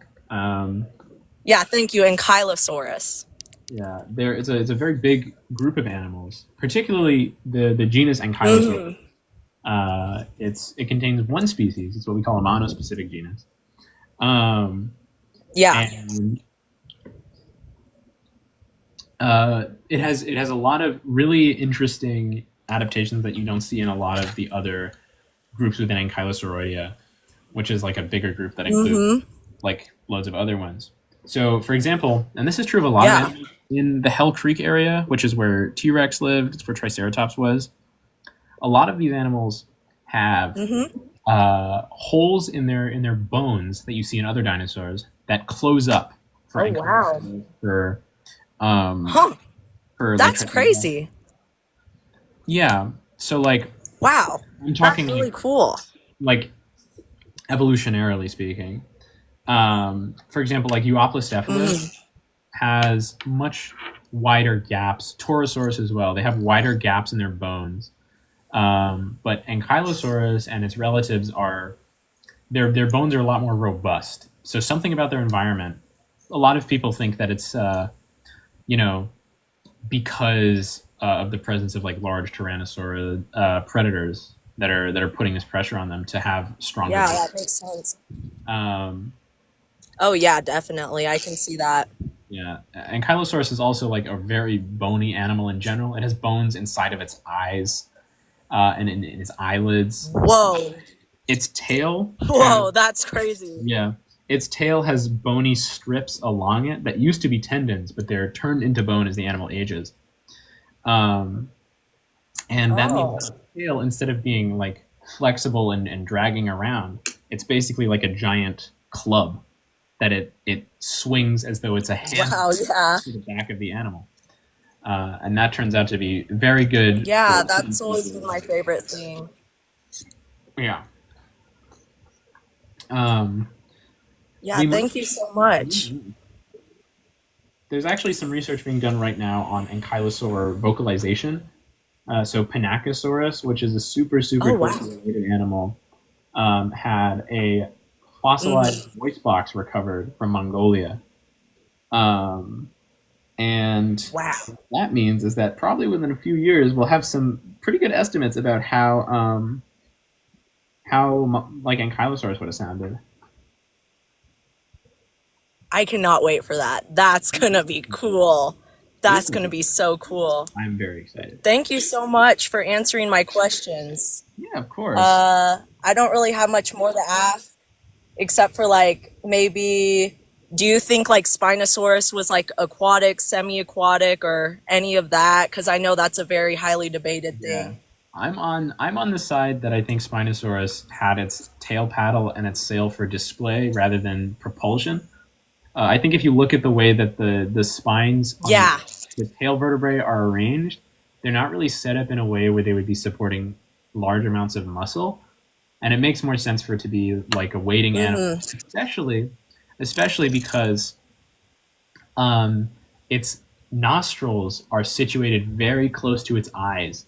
As opposed to, if an animal was spending most of its time underwater, you would want your nostrils to be on the end of your snout so you can stick just the tip out and suck in water. But Spinosaurus having its nostril up its eyes, to me that means this animal is sticking its nose down into the water, and the water line is coming up to just before its eyes, and it wants to stay breathing while it's doing that, so it doesn't have to pull out for air and then go back in. So it can spend more time per day with its face in the water. Wow. It's probably more like a heron. That makes so much sense. I've never thought about it like that. That makes so much sense. Yeah, thank you so much for answering my questions. That's all I have to say. Have a great day. You also have a great day. Thank you for coming up. Very nice person.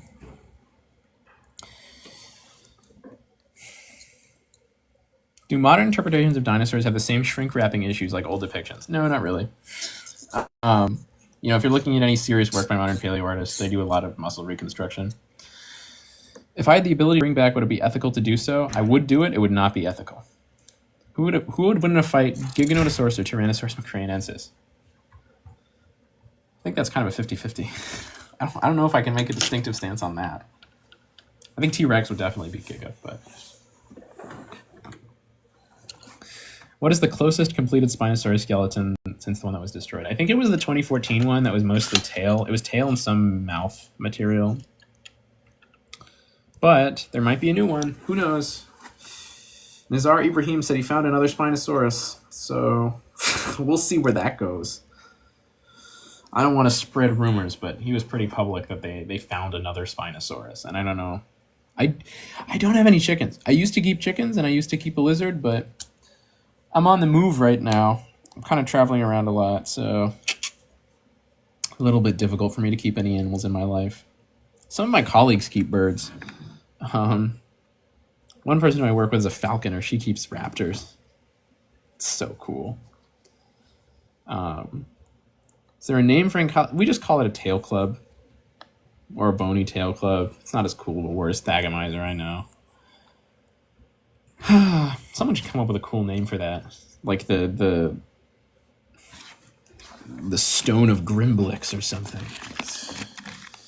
Yeah, we got to come up with a cool word for that. That's very true. I never really thought about that.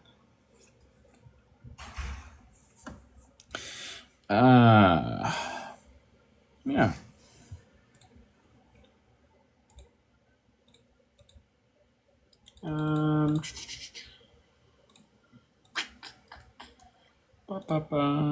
Dinosaur. OMG. So true. Me when I see a dinosaur.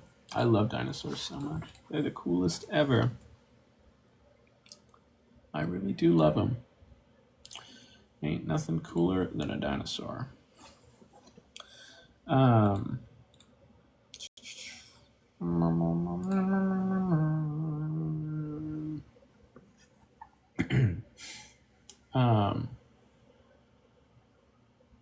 Who would win 37 dinosaurs or Hulk? The Hulk. It's the Hulk. He's a superhero. I think the Hulk could throw 37 dinosaurs pretty far. Unless the Hulk was really happy and not angry because he saw a bunch of really cool dinosaurs and then they would eat him, which might happen. Depending on what Hulk you're reading. I don't know. I've not read many Hulk comics. Thank you, Bob the Pig. I spent a lot of time on this drawing. 37 Hulk dinosaurs versus the Hulk. Definitely the Hulk dinosaurs. I would bring them back if I could. And I would bring back every single species of dinosaur against my better judgment, and that would be incredibly unethical. I would tell no one to bring the dinosaurs back, but if it was up to me, I would press that button. I could not resist it. Gorgosaurus? I don't think Gorgosaurus coexisted with Pachyrhinosaurus lacustae.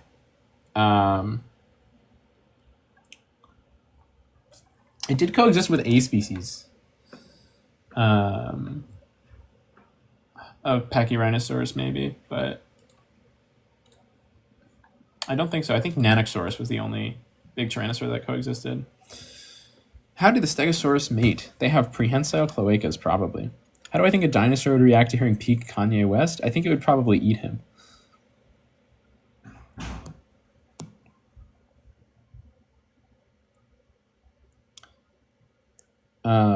Can we bring them back? No. You will not see a living dinosaur that's not a bird within your time, unfortunately. DNA only lasts 10,000 years in ideal conditions, and the half-life of DNA just simply is not long enough. My favorite dinosaur is Acrocanthosaurus. What do you know? What dinosaur had the thickest armor? Good question. Probably Minmi. Baryonyx is really cool. It has very dense bones.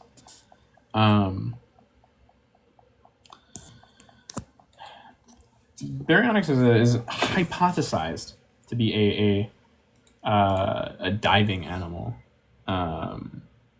which I think is somewhat reasonable. Baryonyx has, as far as I'm aware, it has nostrils more towards the end of its snout. Yeah,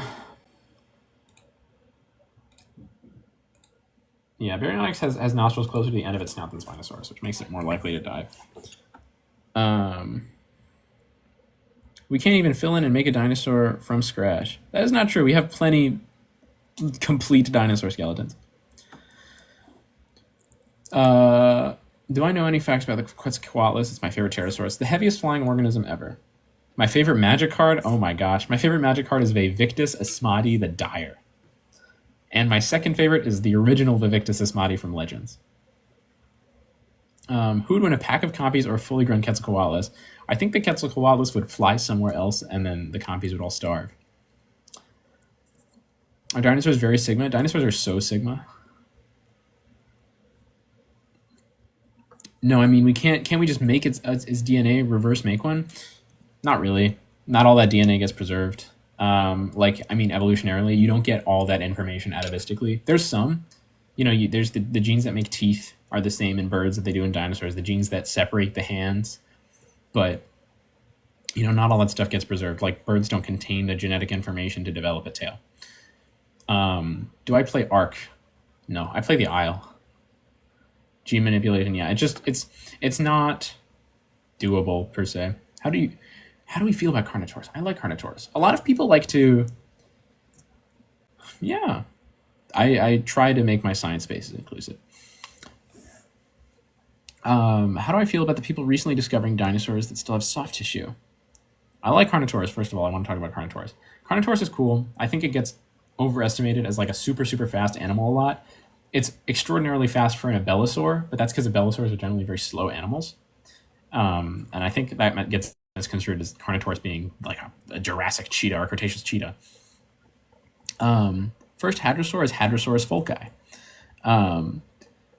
Dinosaurs that recently get soft tissue are partially discovered because we're finding the best spots to find soft tissue, and partially discovered because we stopped using dynamite to excavate dinosaurs because soft tissue is much more fragile. Do I play Path of Titans? I do. I play Path of Titans with my my boyfriend all the time. What dinosaur do you think had the biggest herds? My biology degree thanks you for hosting lives like these, lol. Thank you. Appreciate that. Do I know what dinosaur is the strongest? I think the dinosaur that could lift the heaviest amount is probably Dreadnoughtus shrani. The Isle is a lot like Path of Titans. Well, okay, so this is interesting. We have a basically perfectly preserved Psittacosaurus with soft tissue and everything, and it looked relatively similar to what the reconstructions of it looked like prior to us finding that soft tissue specimen. The only difference is really color, feather placement, the cloacal tissue, that sort of thing. So I think we're at least relatively confident in our image of dinosaurs. Who would win, a horde of pterodactyls or two Quetzals? So neither of those are dinosaurs, but I do understand what you mean. I think it would look something, if you had a situation where a bunch of small pterosaurs were going after a Quetzalcoatlus, it would look something like a frigate bird going after like a seagull or a pelican, and they would be trying to pull its food away from it. I think in most cases the Quetzalcoatlus would drop whatever it's carrying that's worth that and fly away.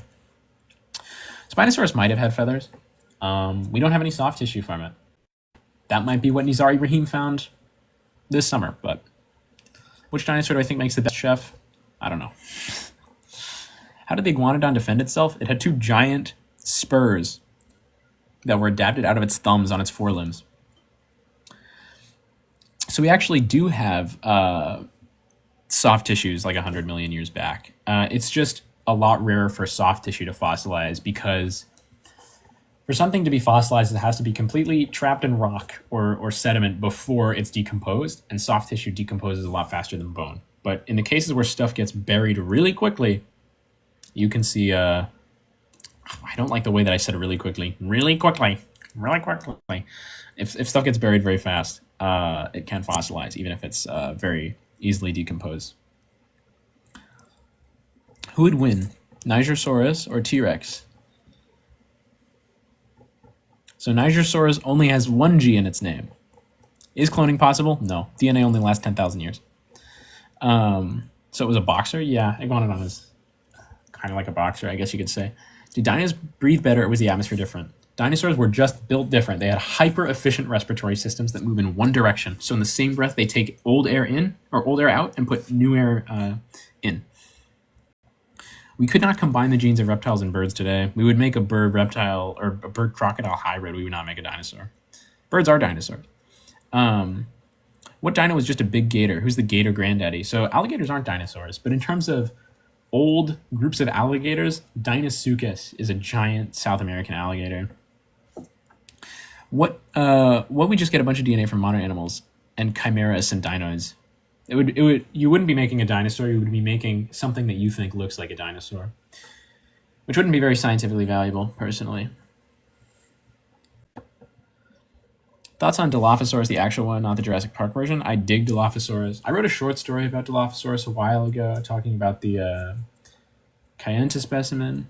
Thank you for big gator knowledge, Dino Man. You're welcome. Dilophosaurus is awesome. It's a cool animal. Very cool.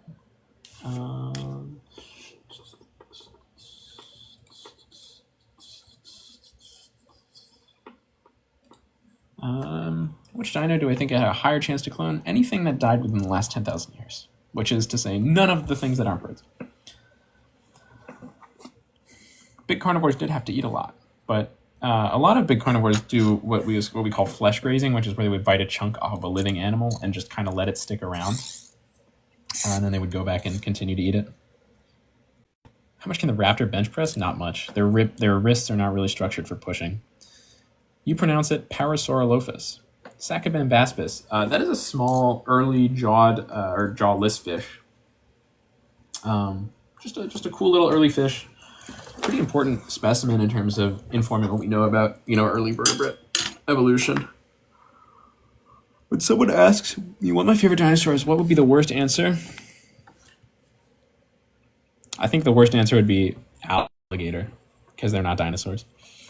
Do you think that if giraffes would have to fight for food if Brontosaurus were brought back? I think the giraffes would probably outcompete the Brontosaurus because they don't consume nearly as much energy. I think the Brontosaurus would eat all of the... Hello, do I think they were actually feathered? Yes, most of them. I think Brontosaurus would probably scour all of the savanna of anything that was vaguely tree-like, and then they would die out.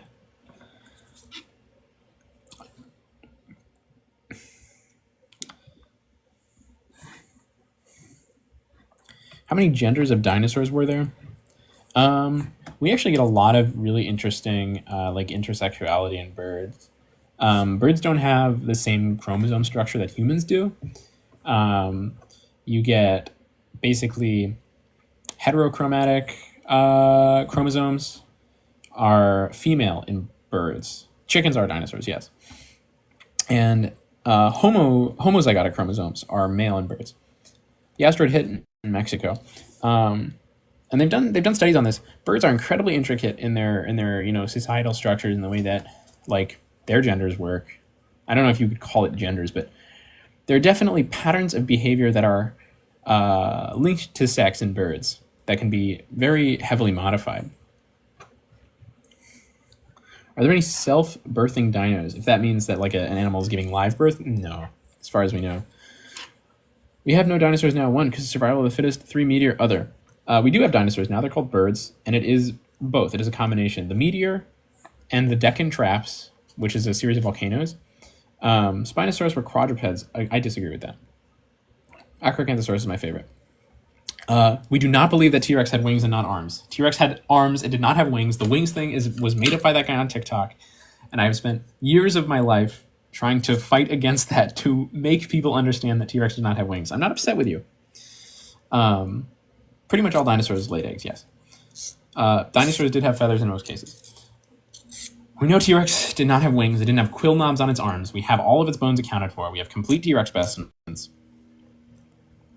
I think the dinosaur that would most endanger humanity is something that could fly very far and has the ability to transmit a lot of disease. To work with Dr. Ross Geller. Ross Geller is a hack. I'm kidding. The biggest dinosaur to ever exist is Argentinosaurus, depending on who you ask. I think a cool fact about Velociraptor is that a lot of dromaeosaurs like Velociraptor engaged in what's called raptor prey restraint, where they beat their wings upward to do like the opposite of flying, where they make themselves heavier despite having light bodies to hold down big animals. My personal favorite dinosaur is Acrocanthosaurus. How do you make money? I've always wanted to do this, but I know it's poor pay. It is poor pay. Grant requests. Got to poke around. I don't actually work in a paleontology department. I work in ornithology, and I integrate paleontology into my research just because of the nature of it, but it is difficult to make money as a paleontologist. My favorite dinosaur is the Stegosaurus. I hope that spelled right. What's a cool fact? My cool fact about Stegosaurus is that Stegosaurus actually had sexually dimorphic plates. So we know the males and females had different plates. Dinosaurs are definitely fatter than the original paleontologists thought, but I think we have their body mass pretty spot on right now. Favorite geologic period? Probably the Triassic or the Cretaceous. Dinosaur with the longest claws relative to body size is Therizinosaurus. Hypothetically, who's winning Therizinosaurus or Ankylosaurus? I have no idea. Were any dinosaurs members of the LGBT? Oh, dinosaurs were definitely... There are plenty of LGBT dinosaurs. Absolutely. Yeah, there's plenty of gay and trans dinosaurs. Are my parakeets dinosaurs? Yes, your parakeets are dinosaurs. Is Wikipedia a good source when you're trying to learn about dinosaurs? It's a good place to start, but I would check the papers that are linked at the bottom of the Wikipedia page. Anything new on the Spinosaurus? There was a new specimen found, but there hasn't been any details released about it. How likely are we to see thylacines and mammoths resurrected in our lifetime? It's up in the air. Are you familiar with Saurophaganax? Yes. I have a necklace that says Saurophaganax maximus on it. I've always wanted to be a paleontologist. Any tips? Volunteer at a museum. Get a degree in biology or geology. That's not strictly necessary. Experience trumps degree in every case. What was the gayest dinosaur? Probably albatrosses. I think they're cute. Have I watched Prehistoric Planet? I loved Prehistoric Planet. I love David Attenborough as well. Other than Triceratops, were there any other armored horn dinosaurs? There's a whole bunch of them. They're called ceratopsians. I have heard of the Plague of Madness. I love Primal. Primal's so good. Favorite dinosaur? Acrocanthosaurus. How did dinosaurs turn into birds? Birds are already dinosaurs. Birds showed up in the Jurassic period. It's not that all the dinosaurs at the end of the Cretaceous got pressured to evolve into birds by the asteroid. It's just that all of them, except for the birds that were already around, died. Did troodons use numbing saliva to keep their prey alive and use their body temperature to incubate eggs? There's no fossil evidence for that occurring. That is a completely speculative behavior. There is some evidence of troodontid brood parasitism. My concavenator fun fact is that it is the only feathered carcharodontosaur that we know of. We do have some evidence for troodon brood parasitism in the sense that troodon eggs are pressured to develop and hatch as quickly as possible, and they're not synchronized in their hatching time, which is something that you often see in like cuckoos. Have I played Prehistoric Kingdom? I dig Prehistoric Kingdom. That game has the best dinosaur designs I've ever seen. Have you heard of Ark? Ark is not accurate whatsoever, unfortunately. Prehistoric Kingdom is the most accurate dinosaur game out there. Dinosaurs did not coexist with humans, unless you're talking about birds, in which case they did. Chickens do not come from T-Rex, they come from another group of dinosaurs called Maniraptora. Are you my buddy Max? How do you know this much? I know this much because it's my job to know things about dinosaurs. Well, it's my job to figure out new things about dinosaurs. Opinion on Atrociraptors. I like them. They're cool. The closest relative to dinosaurs besides birds, crocodiles. Well, in terms of extinct relatives, probably like Epiphagia. Dinosaurs actually turned to dino chicken nuggets. Birds are dinosaurs. How would dinosaur meat taste? Probably like a big bird, like an ostrich. Are gay dinosaurs real? Absolutely. There were no dinosaurs, says Fox Hunt. That is not true. TK Khalifa. Sharks lived with dinosaurs, right? Yes, they did. Sharks lived alongside dinosaurs. What was the closest we get to riding dinosaurs? Probably riding an ostrich. What's your favorite dinosaur? Acrocanthosaurus. Fox Hunt says, do a better job. There is no better job than paleontology. How does the primordial soup taste like? Salt water. What is the biggest dinosaur? Argentinosaurus. What do they actually look like? The picture I put in the background is my, hopefully up-to-date reconstruction of Asphaltovenator, which is a theropod from South America. I've tried my best to make sure everything about that is as accurate as possible. Do I think dinosaurs would drive a Harley Davidson? I don't think most of their arms could reach the handlebars. LeBron, unfortunately, LeBron is the GOAT. I don't think he could survive a big rock. Why didn't all birds die with the apocalypse? Because they ate seeds and they were also scavengers, they could also fly. So those are three things that help them cover long distance and eat very sparse food very efficiently. T-Rex was an active predator, not a scavenger. We know this because we have fossils of dinosaurs that lived alongside T-Rex that T-Rex bit, embedded its teeth in, and then the bone healed over the tooth. So we know that T-Rex bit a living animal, and that animal got away. Dilophosaurus is a very cool animal. Which dinosaur would be the best pet? That's a good question. Probably Mononychus. How do we know how they breathe without soft tissue? One, we do have soft tissue. Two, we can look at the bones and see where the respiratory system presses against the bones. How do you study dinosaurs? I'm into college studying geology, and I want to do paleontology. You're on the right track. I did draw that dinosaur in the background. Geology is a great way to get into paleontology. I'm going through environmental science as my route, but that's only because my school does not offer a geology program anymore. Which dinosaurs mainly had feathers? All of them pretty much mainly had feathers. Why did Littlefoot's mom have to die? Sorrow makes a compelling story. Did all dinosaurs lay eggs, or did any give live birth? Pretty much every dinosaur that we know of laid eggs. Do I think Mokele Mbembe could be a sauropod? No. What's up with Grimlock? Why does he talk like that? He's Grimlock, man. He doesn't have to explain that to you. Is paleontology a hard thing to study? It is incredibly difficult, but I think you should do it. If you want to study paleontology, your passion for the field can get you through any of the challenges that face you.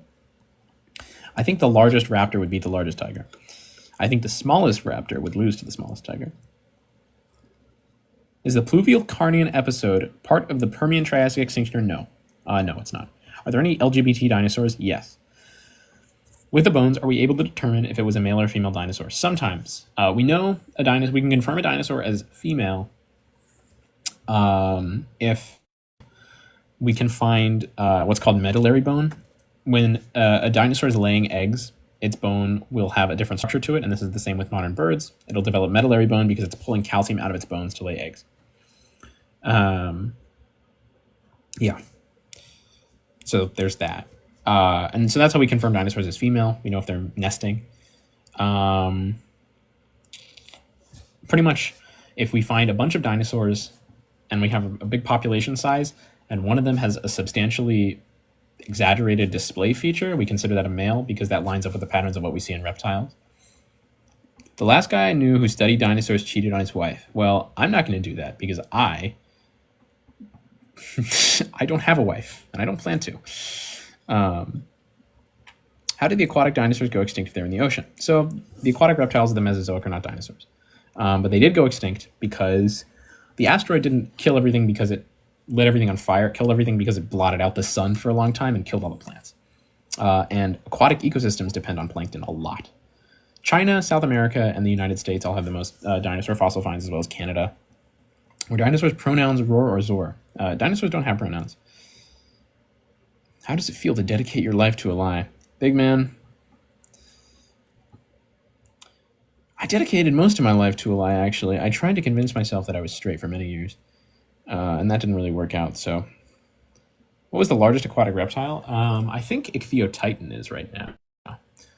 Do I support Therians and furries? Yeah, I think everyone should express themselves to the fullest as long as it's not hurting anybody. I got loads of friends who are furries and Therians.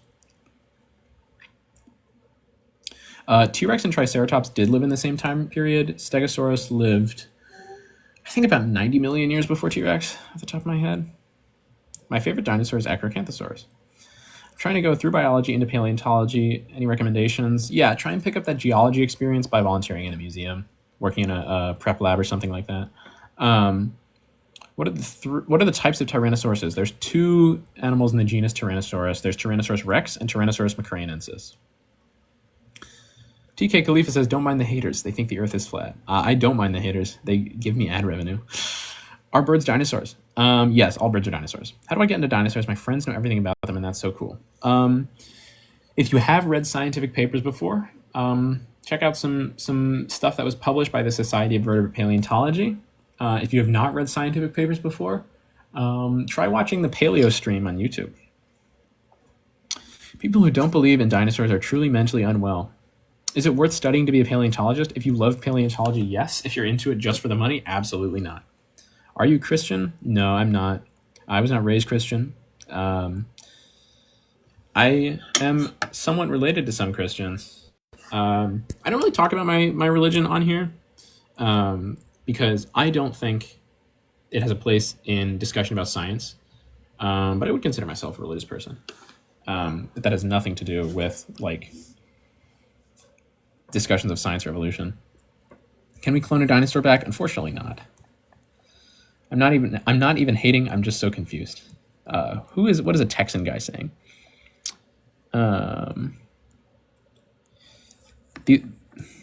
There's a tree in my yard, his name is Prince. Finally, a dinosaur alive. I don't think we could ride a velociraptor. Is the earth flat? Absolutely not. My opinion on the iguanodon's thumb spike is that it's super cool. And actually, we can't clone dinosaurs because they can't. DNA does not stick around for more than 10,000 years in perfect conditions, and dinosaurs are older than that. Can dinosaurs live with today's oxygen level? Yeah. The oxygen in the Mesozoic was not that far off from what it is today. What is the most paleo-accurate dinosaur in Jurassic Park world? Good question. That is a good question. Wow.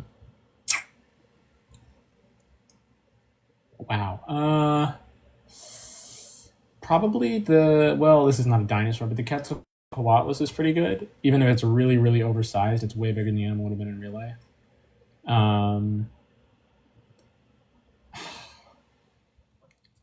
The Giganotosaurus is okay, but it has no lips. The synapses did not die out. They're older than the dinosaurs. They didn't die out before the dinosaurs evolved.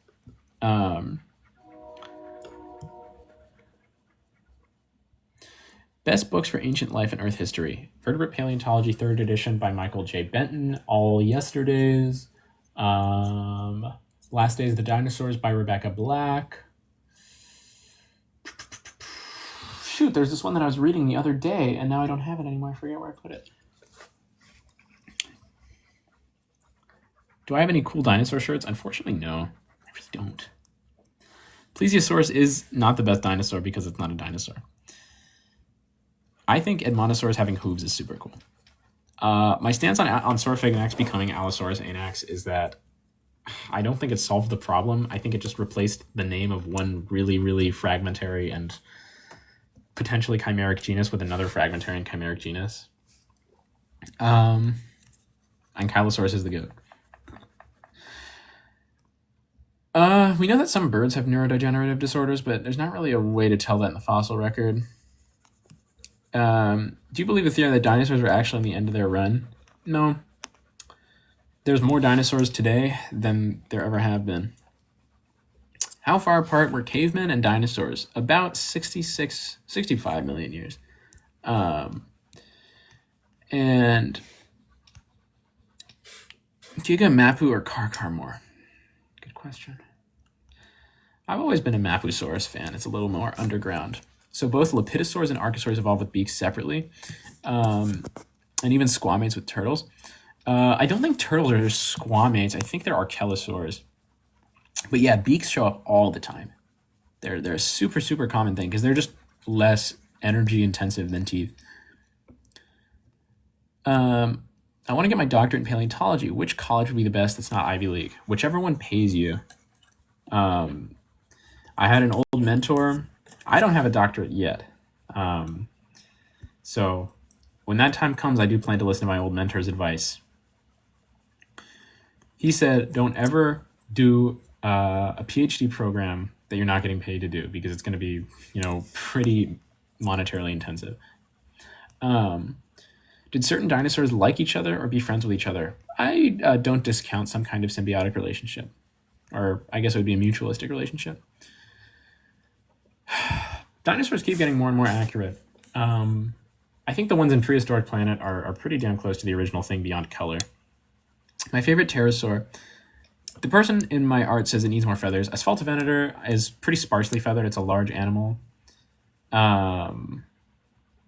The weirdest dinosaur I know of is Epidexipteryx. Sharks are older than dinosaurs.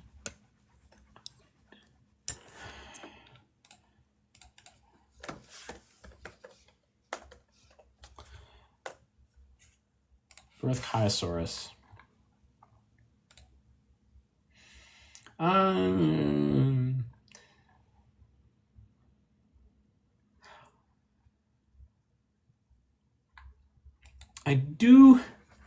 I do think Breuthchaeosaurus is potentially a valid genus. I don't know if I would consider the size estimates valid. What conditions would very similar atmosphere to what it would look like for Brachiosaurus and us. Did T-Rex babies have feathers? It's more likely than the adults. What are the chances I could beat a T-Rex if you're in a forklift and you're certified? High. Which kind of dinosaurs had feathers and what kind did not? Pretty much all groups of dinosaurs have some feathering. They just get less likely to show up as the animal gets larger. Why did it take for so long to figure out that dinosaurs are bird ancestors? It's a good question, but we do know that it was pretty obvious because once paleontology really picked up during like the Cold War, both Russia and America came to that conclusion separately. It was kind of just a matter of us not having a lot of specimens. Yeah, dinosaurs could definitely do backflips. There's definitely a couple. Chilosaurus. That is a cool animal.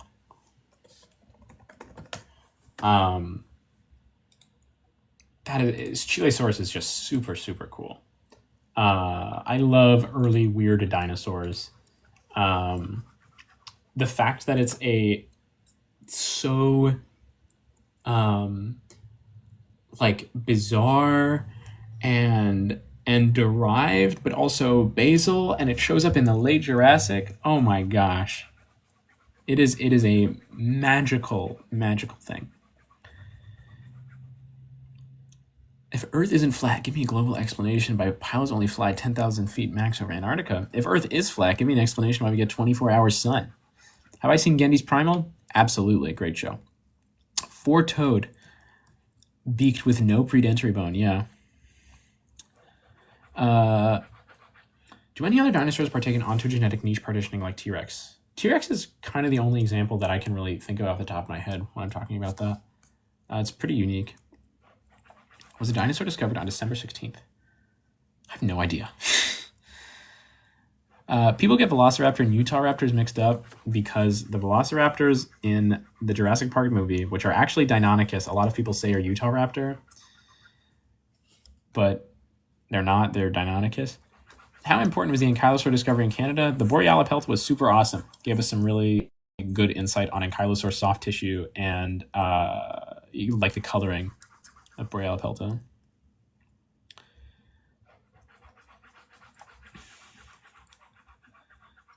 So did all the dinos inland before the time actually live as this? No, so they did not all coexist. There were many periods of the Mesozoic, and they were all punctuated by different mass extinctions. My favorite dinosaur is Acrocanthosaurus. Parasaurolophus is an awesome favorite dinosaur. I've actually not read Raptor Red. I should. Many dinosaurs did have wings. T-Rex definitely didn't. Is Majungasaurus and Carnosaurus related? Yeah, they're both abelisaurs. Did dinosaurs have feathers? Yes. Of course, Lincoln.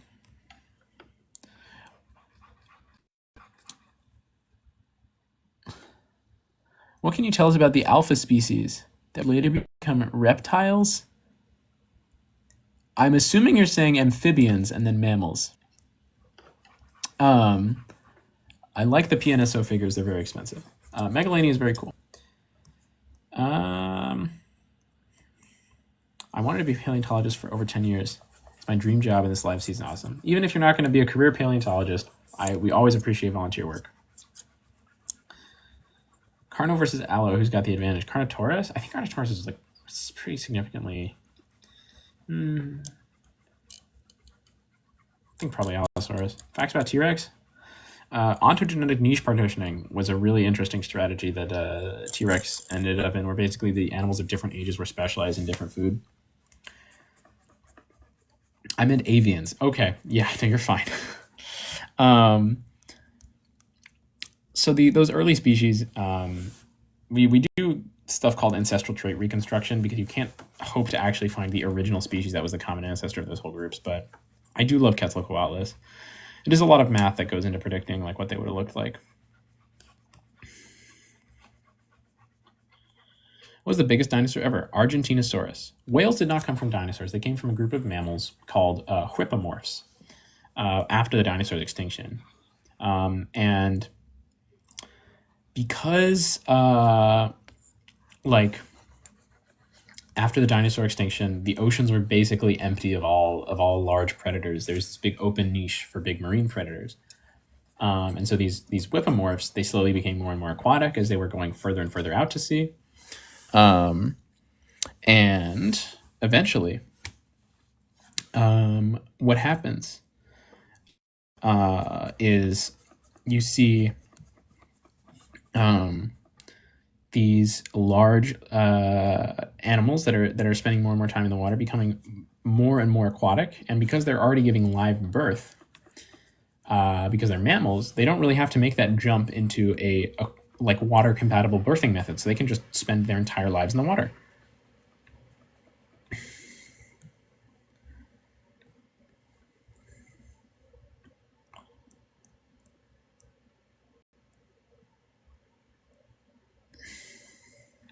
Do you study the Cambrian period? I do not study the Cambrian period, unfortunately, but I do have a favorite of the many aquatic Cambrian species. I dig Opabinia.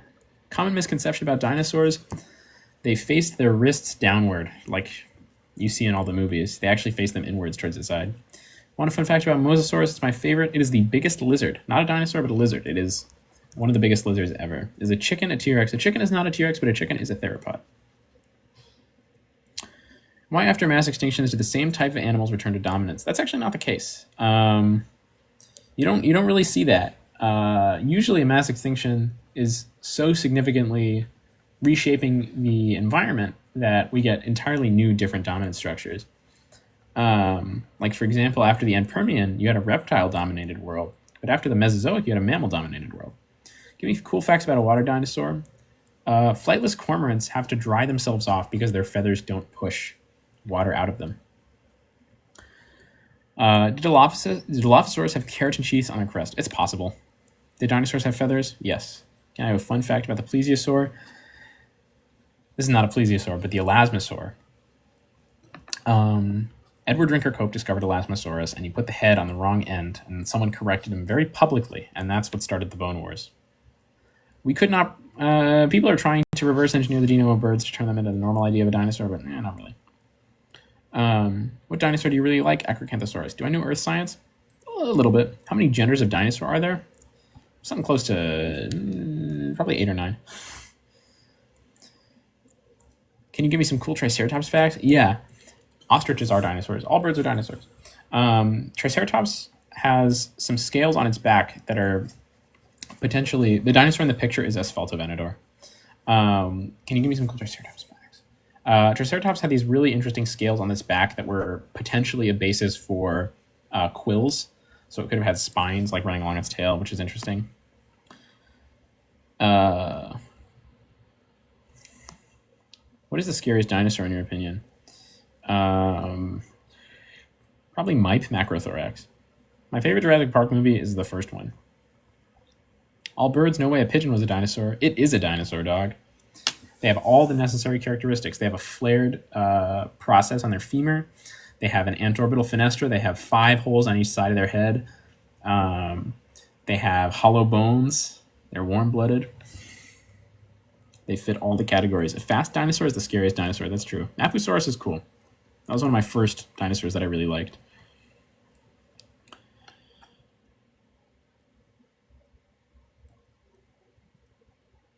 Dinosaurs are fake news, unfortunately. Untrue.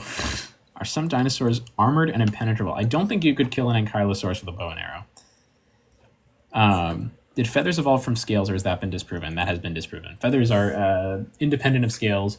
The things that look like scales on a bird's feet, and probably what we would consider to be the scales of dinosaurs, are a different structure than the scales that you see in lizards and crocodiles.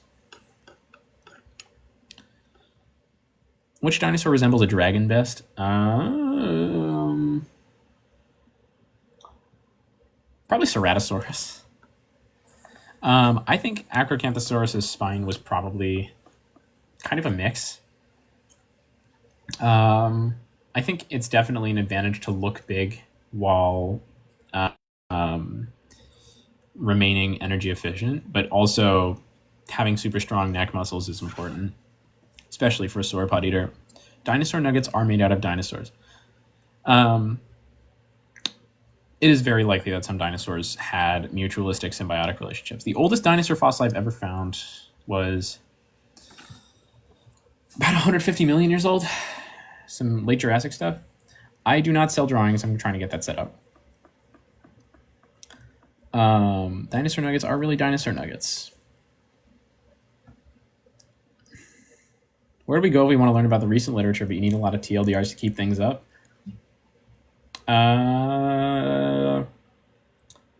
It's a good question. That is a good question. I would probably read a paleontology textbook that is recent. If you can't do that, find the Paleo stream on YouTube. Feathers on larger dinosaurs were used to be more aerodynamic when running. They also did this thing called wing-assisted incline running, which a lot of modern birds do, where they beat their wings as they move up a surface, and the steeper that surface is, the more your wings and arm feathers become an advantage. What dinosaur had 500 teeth? Nigersaurus. Are lobsters descendants of sea scorpions? No, all the eurypterids are extinct. What is the best textbook you recommend right now? That's a good question. That is a good question. Probably Vertebrate Paleontology by Michael J. Benton. How do you start the path to go into paleontology? Start volunteering at your local museum. What would be the most feared dinosaur if you were able to bring him back? Something that could transmit a lot of disease and fly really far. Avians are the most likely to survive that extinction because they eat seeds, they eat bugs, and they can fly. Can you pirate it, or will a paleontologist cancel you for pirating the textbooks? Dude, I pirate my textbooks. What's your favorite dinosaur? Acrocanthosaurus. How close are Megalania to Komodo dragons? I think Megalania and Komodo dragons are actually in the same genus.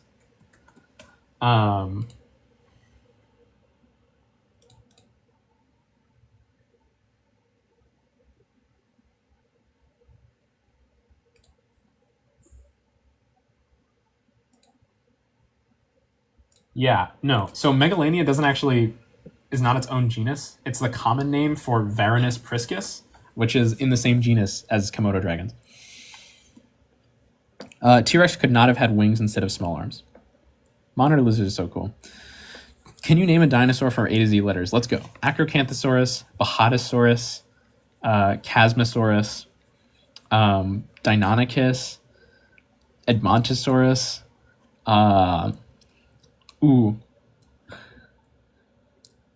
Fruitidens, Giganotosaurus, Haplocanthosaurus, Iguanodon, Jacopele, Corianosaurus, Leptoceratops, and Mapusaurus, Nanoxaurus, Ostafricosaurus, Platyosaurus, Chondrosaurus for Q, R, Rebecchiosaurus, Saltosaurus, Tyrannosaurus, Udonceratops, Velociraptor, Weherosaurus for W, X,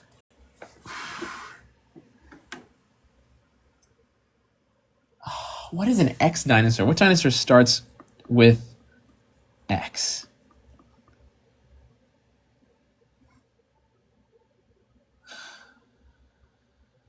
It's definitely one of the Chinese ones. There's definitely a Chinese dinosaur out there that starts with X. Um,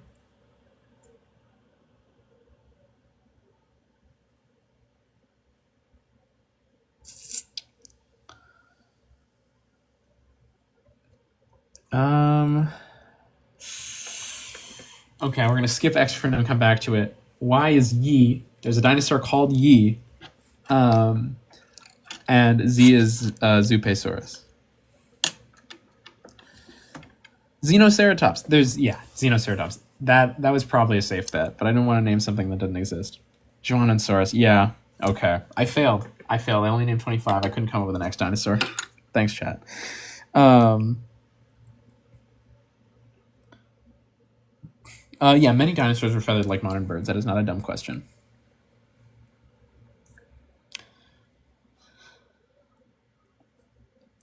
How similar is the composition of dinosaur teeth to modern animal teeth? Not very. Dinosaurs have really unique and specialized teeth in a lot of cases.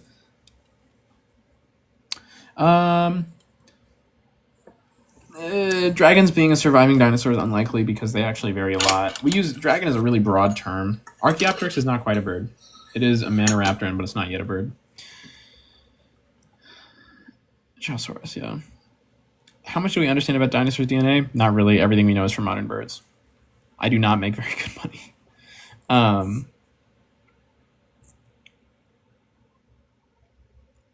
Do we have any updates about the pigments found in dinosaur feathers? No, not really at the moment. Beyond like Anchiornis, Sinornithosaurus, all that stuff. What do the rainbow have to do with dinosaurs? I think that queer people should be welcome in science. And I think because they're so often kicked out of science and, kind of forced away from it, despite being, that being like an immutable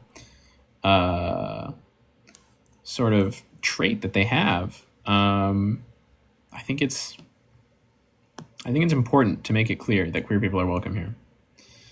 I think de-extinction in some cases is interesting, but I don't think it's often justified. I have to explain the difference between paleontology and archaeology a lot. I also have to explain that I'm not the exact same as Ross Geller, because that guy's a jerk. There were definitely gay dinosaurs. What is the finest dinosaur? I don't know. Dilophosaurus is awesome. It was actually discovered by a member of Navajo Nation, which is pretty sick because I got some family from over there. He's a pretty cool specimen. I do love Dilophosaurus. It's named after John Wetherill, who was a Navajo counselor. Deinonychus was robbed. It was the Velociraptor in Jurassic Park, but it was not credited for the role.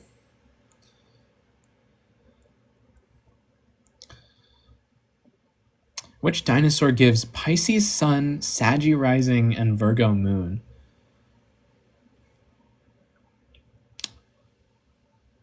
Muttaburrasaurus. What is a true dinosaur that was mostly aquatic? Yeah, Velociraptors only they're only about as high as like your mid thigh, depending on how tall you are. I know Dimetrodon isn't a dinosaur, but is my favorite prehistoric creature. It's awesome. I love Dimetrodon. My favorite Mesozoic period is the Triassic or the Cretaceous. It's kind of a split. Specifically, it's the Albian. Spinosaurus was most likely not super aquatic. Brachiosaurus is not a fake dinosaur, but the skull that you see on the top of Brachiosaurus's neck in Jurassic Park is actually belonging to an animal called Giraffatitan. How often do paleontologists work with indigenous communities? This is one of the reasons that I actually wanted to pursue paleontology, because I'm an indigenous person, and I'm really upset about a lot of the treatment that has happened to indigenous people, kind of at the behest of all sorts of research, not just paleontology.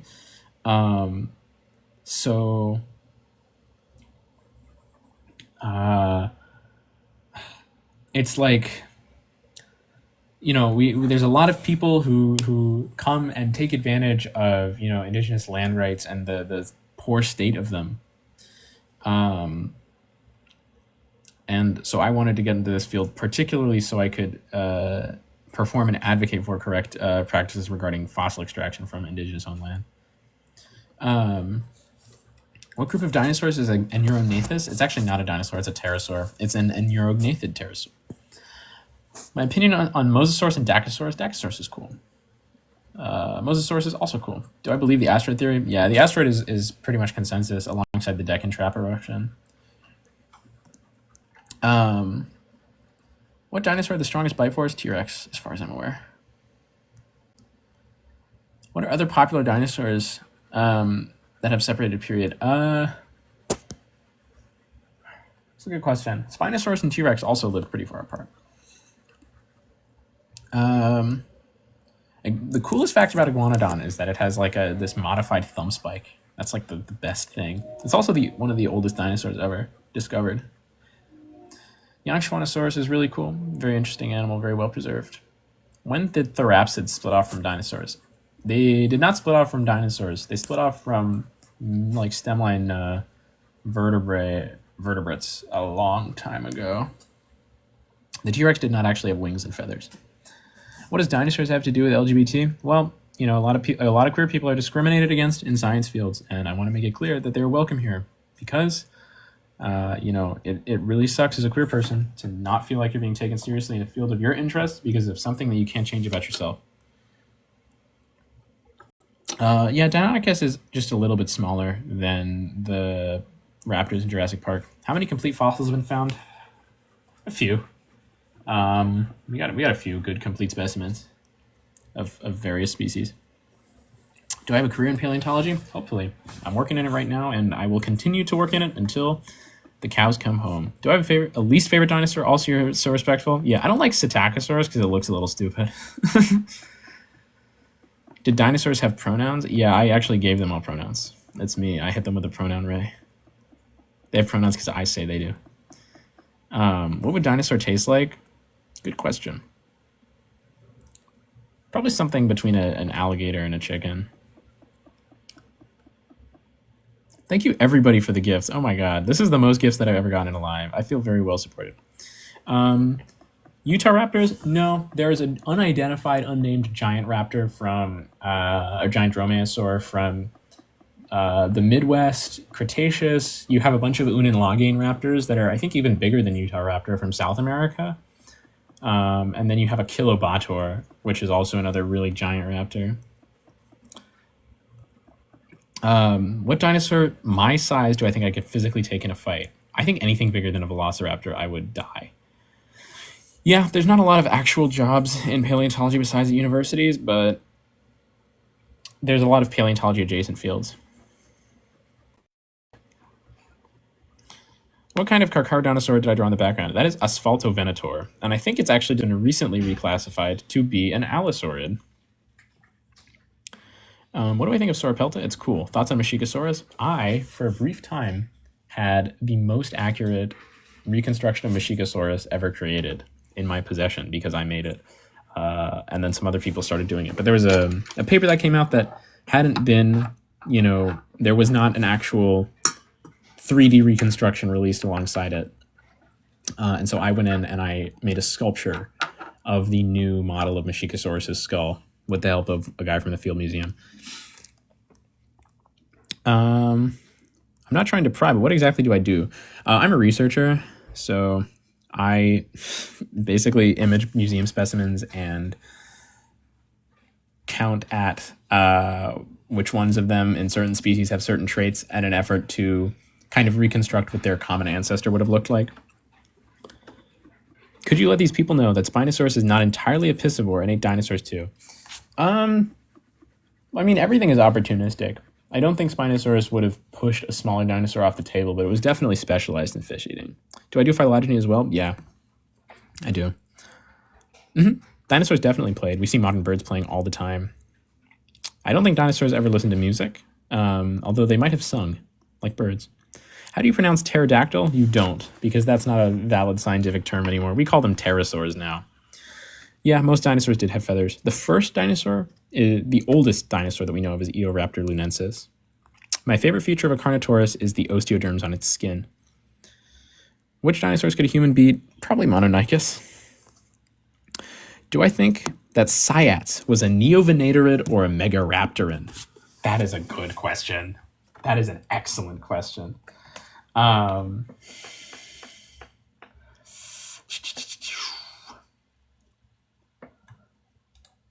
think I'm in camp neovenatorid.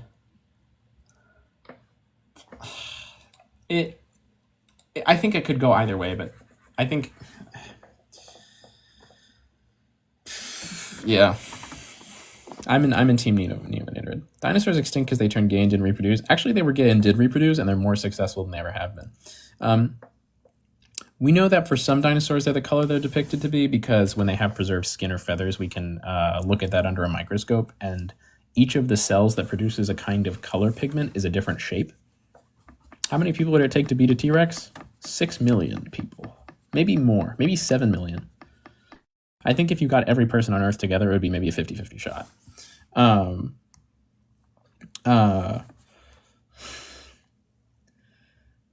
Have Spinosaurus skeletons been constructed incorrectly in museums all these years due to lack of brain? They've been constructed incorrectly probably because we don't have the whole animal. Are there undiscovered dinosaurs? Plenty. Well, pterodactylids are different than pterosaurs, but the word pterodactyl used to be just a wastebasket taxon for all pterosaurs. Do pterosaurs have proof of feather, or are they only scaled? Yeah, most pterosaurs have what's called pycnofiber, which is just kind of a weird word for early feathers. Yeah, Pterodactylus is a kind of pterodactyloid pterosaur. It is a real animal. What era do you think feathers beginning or precursors of feathers?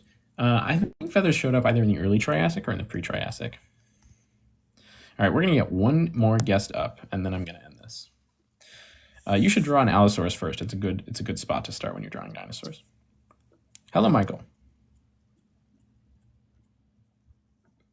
Oh, okay. We have Andre 3000 up. Hello. Hello? Yeah, what's your question? Okay, wait, hold on. Let me pause this video. Okay, so did all dinosaurs have feathers? Not all of them, but we do know that the first dinosaur probably had feathers. So all the dinosaurs that didn't have feathers lost them for a specific reason. Why? This person says, why don't you get any chicks? Because I like dudes.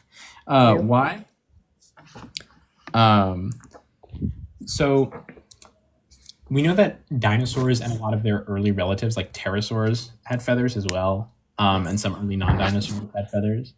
But feathers are really good at keeping you warm, and in some cases keeping you cold. But for example, Ankylosaurus is an animal that had its skin covered in big bony plates. And so having feathers would not have been particularly advantageous for Ankylosaurus, because that's losing the amount of skin that it can have covered in those scales. So in some cases, losing your feathers is beneficial because it improves your odds for survival, and those species wouldn't have been feathered. Okay. All right, bye. Bye. Have a good day. You too. Okay, we're going to get Ivaya up. Hello. Welcome. How are you?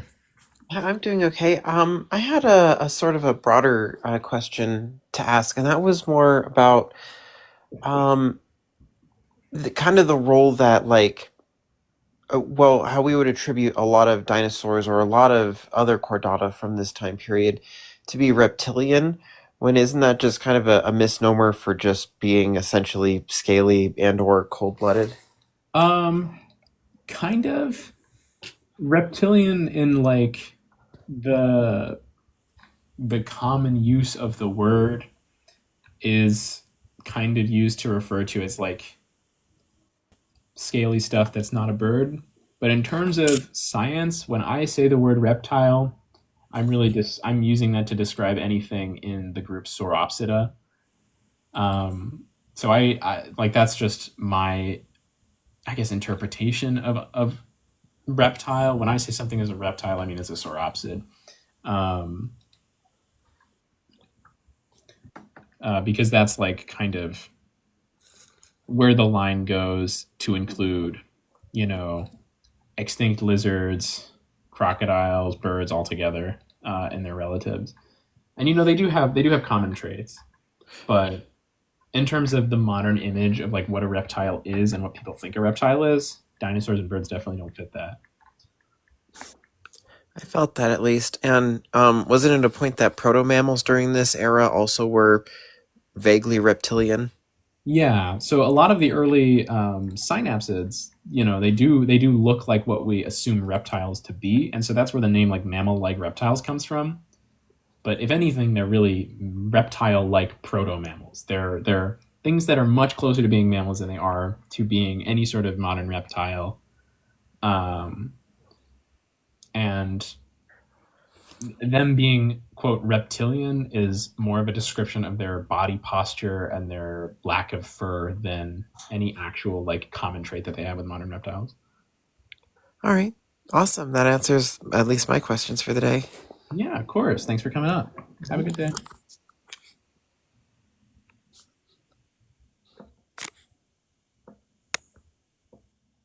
Okay. I have so many guests coming up right as I'm trying to end this live. Okay. We're going to get Noah and Celestial Maxis, and then I'm going to end this. Okay, Noah, what's your question? Hi, can you hear me? Yes, I can hear you just fine. Sweet. So I this might not encompass your professional background, but I'm very curious. I've been reading about the Chicxulub impactor in the Yucatan off the coast of Mexico and how they found ejecta, the spherules or whatever the crystal glass, the molten rocks that fell all the way to the central United States and further. Oh, yeah. How can this happen? Is it from just the blast of ejecta hitting the atmosphere, or were there other methods that transported it to the rocks and the superpositions? So this is a massive impact that happened really quickly, and some of that ejecta, even at like a microscopic level, there is globally a layer of iridium between every single place where the Cretaceous strata touch the Paleogene strata. So there are parts of this asteroid that got into the atmosphere and were transported around the entire world by wind, by the shock wave, by everything. But in terms of those actual ejecta, I think they were largely due to the shock wave. It was a huge, huge impact. Copy that. No, that's very curious. I was always looking at that. I'm like, how the heck did it get to the central United States and further out? From that. But I know that the winds and everything else traveled in. Over millions of years, things happen. So thank you so much for the information. I appreciate it.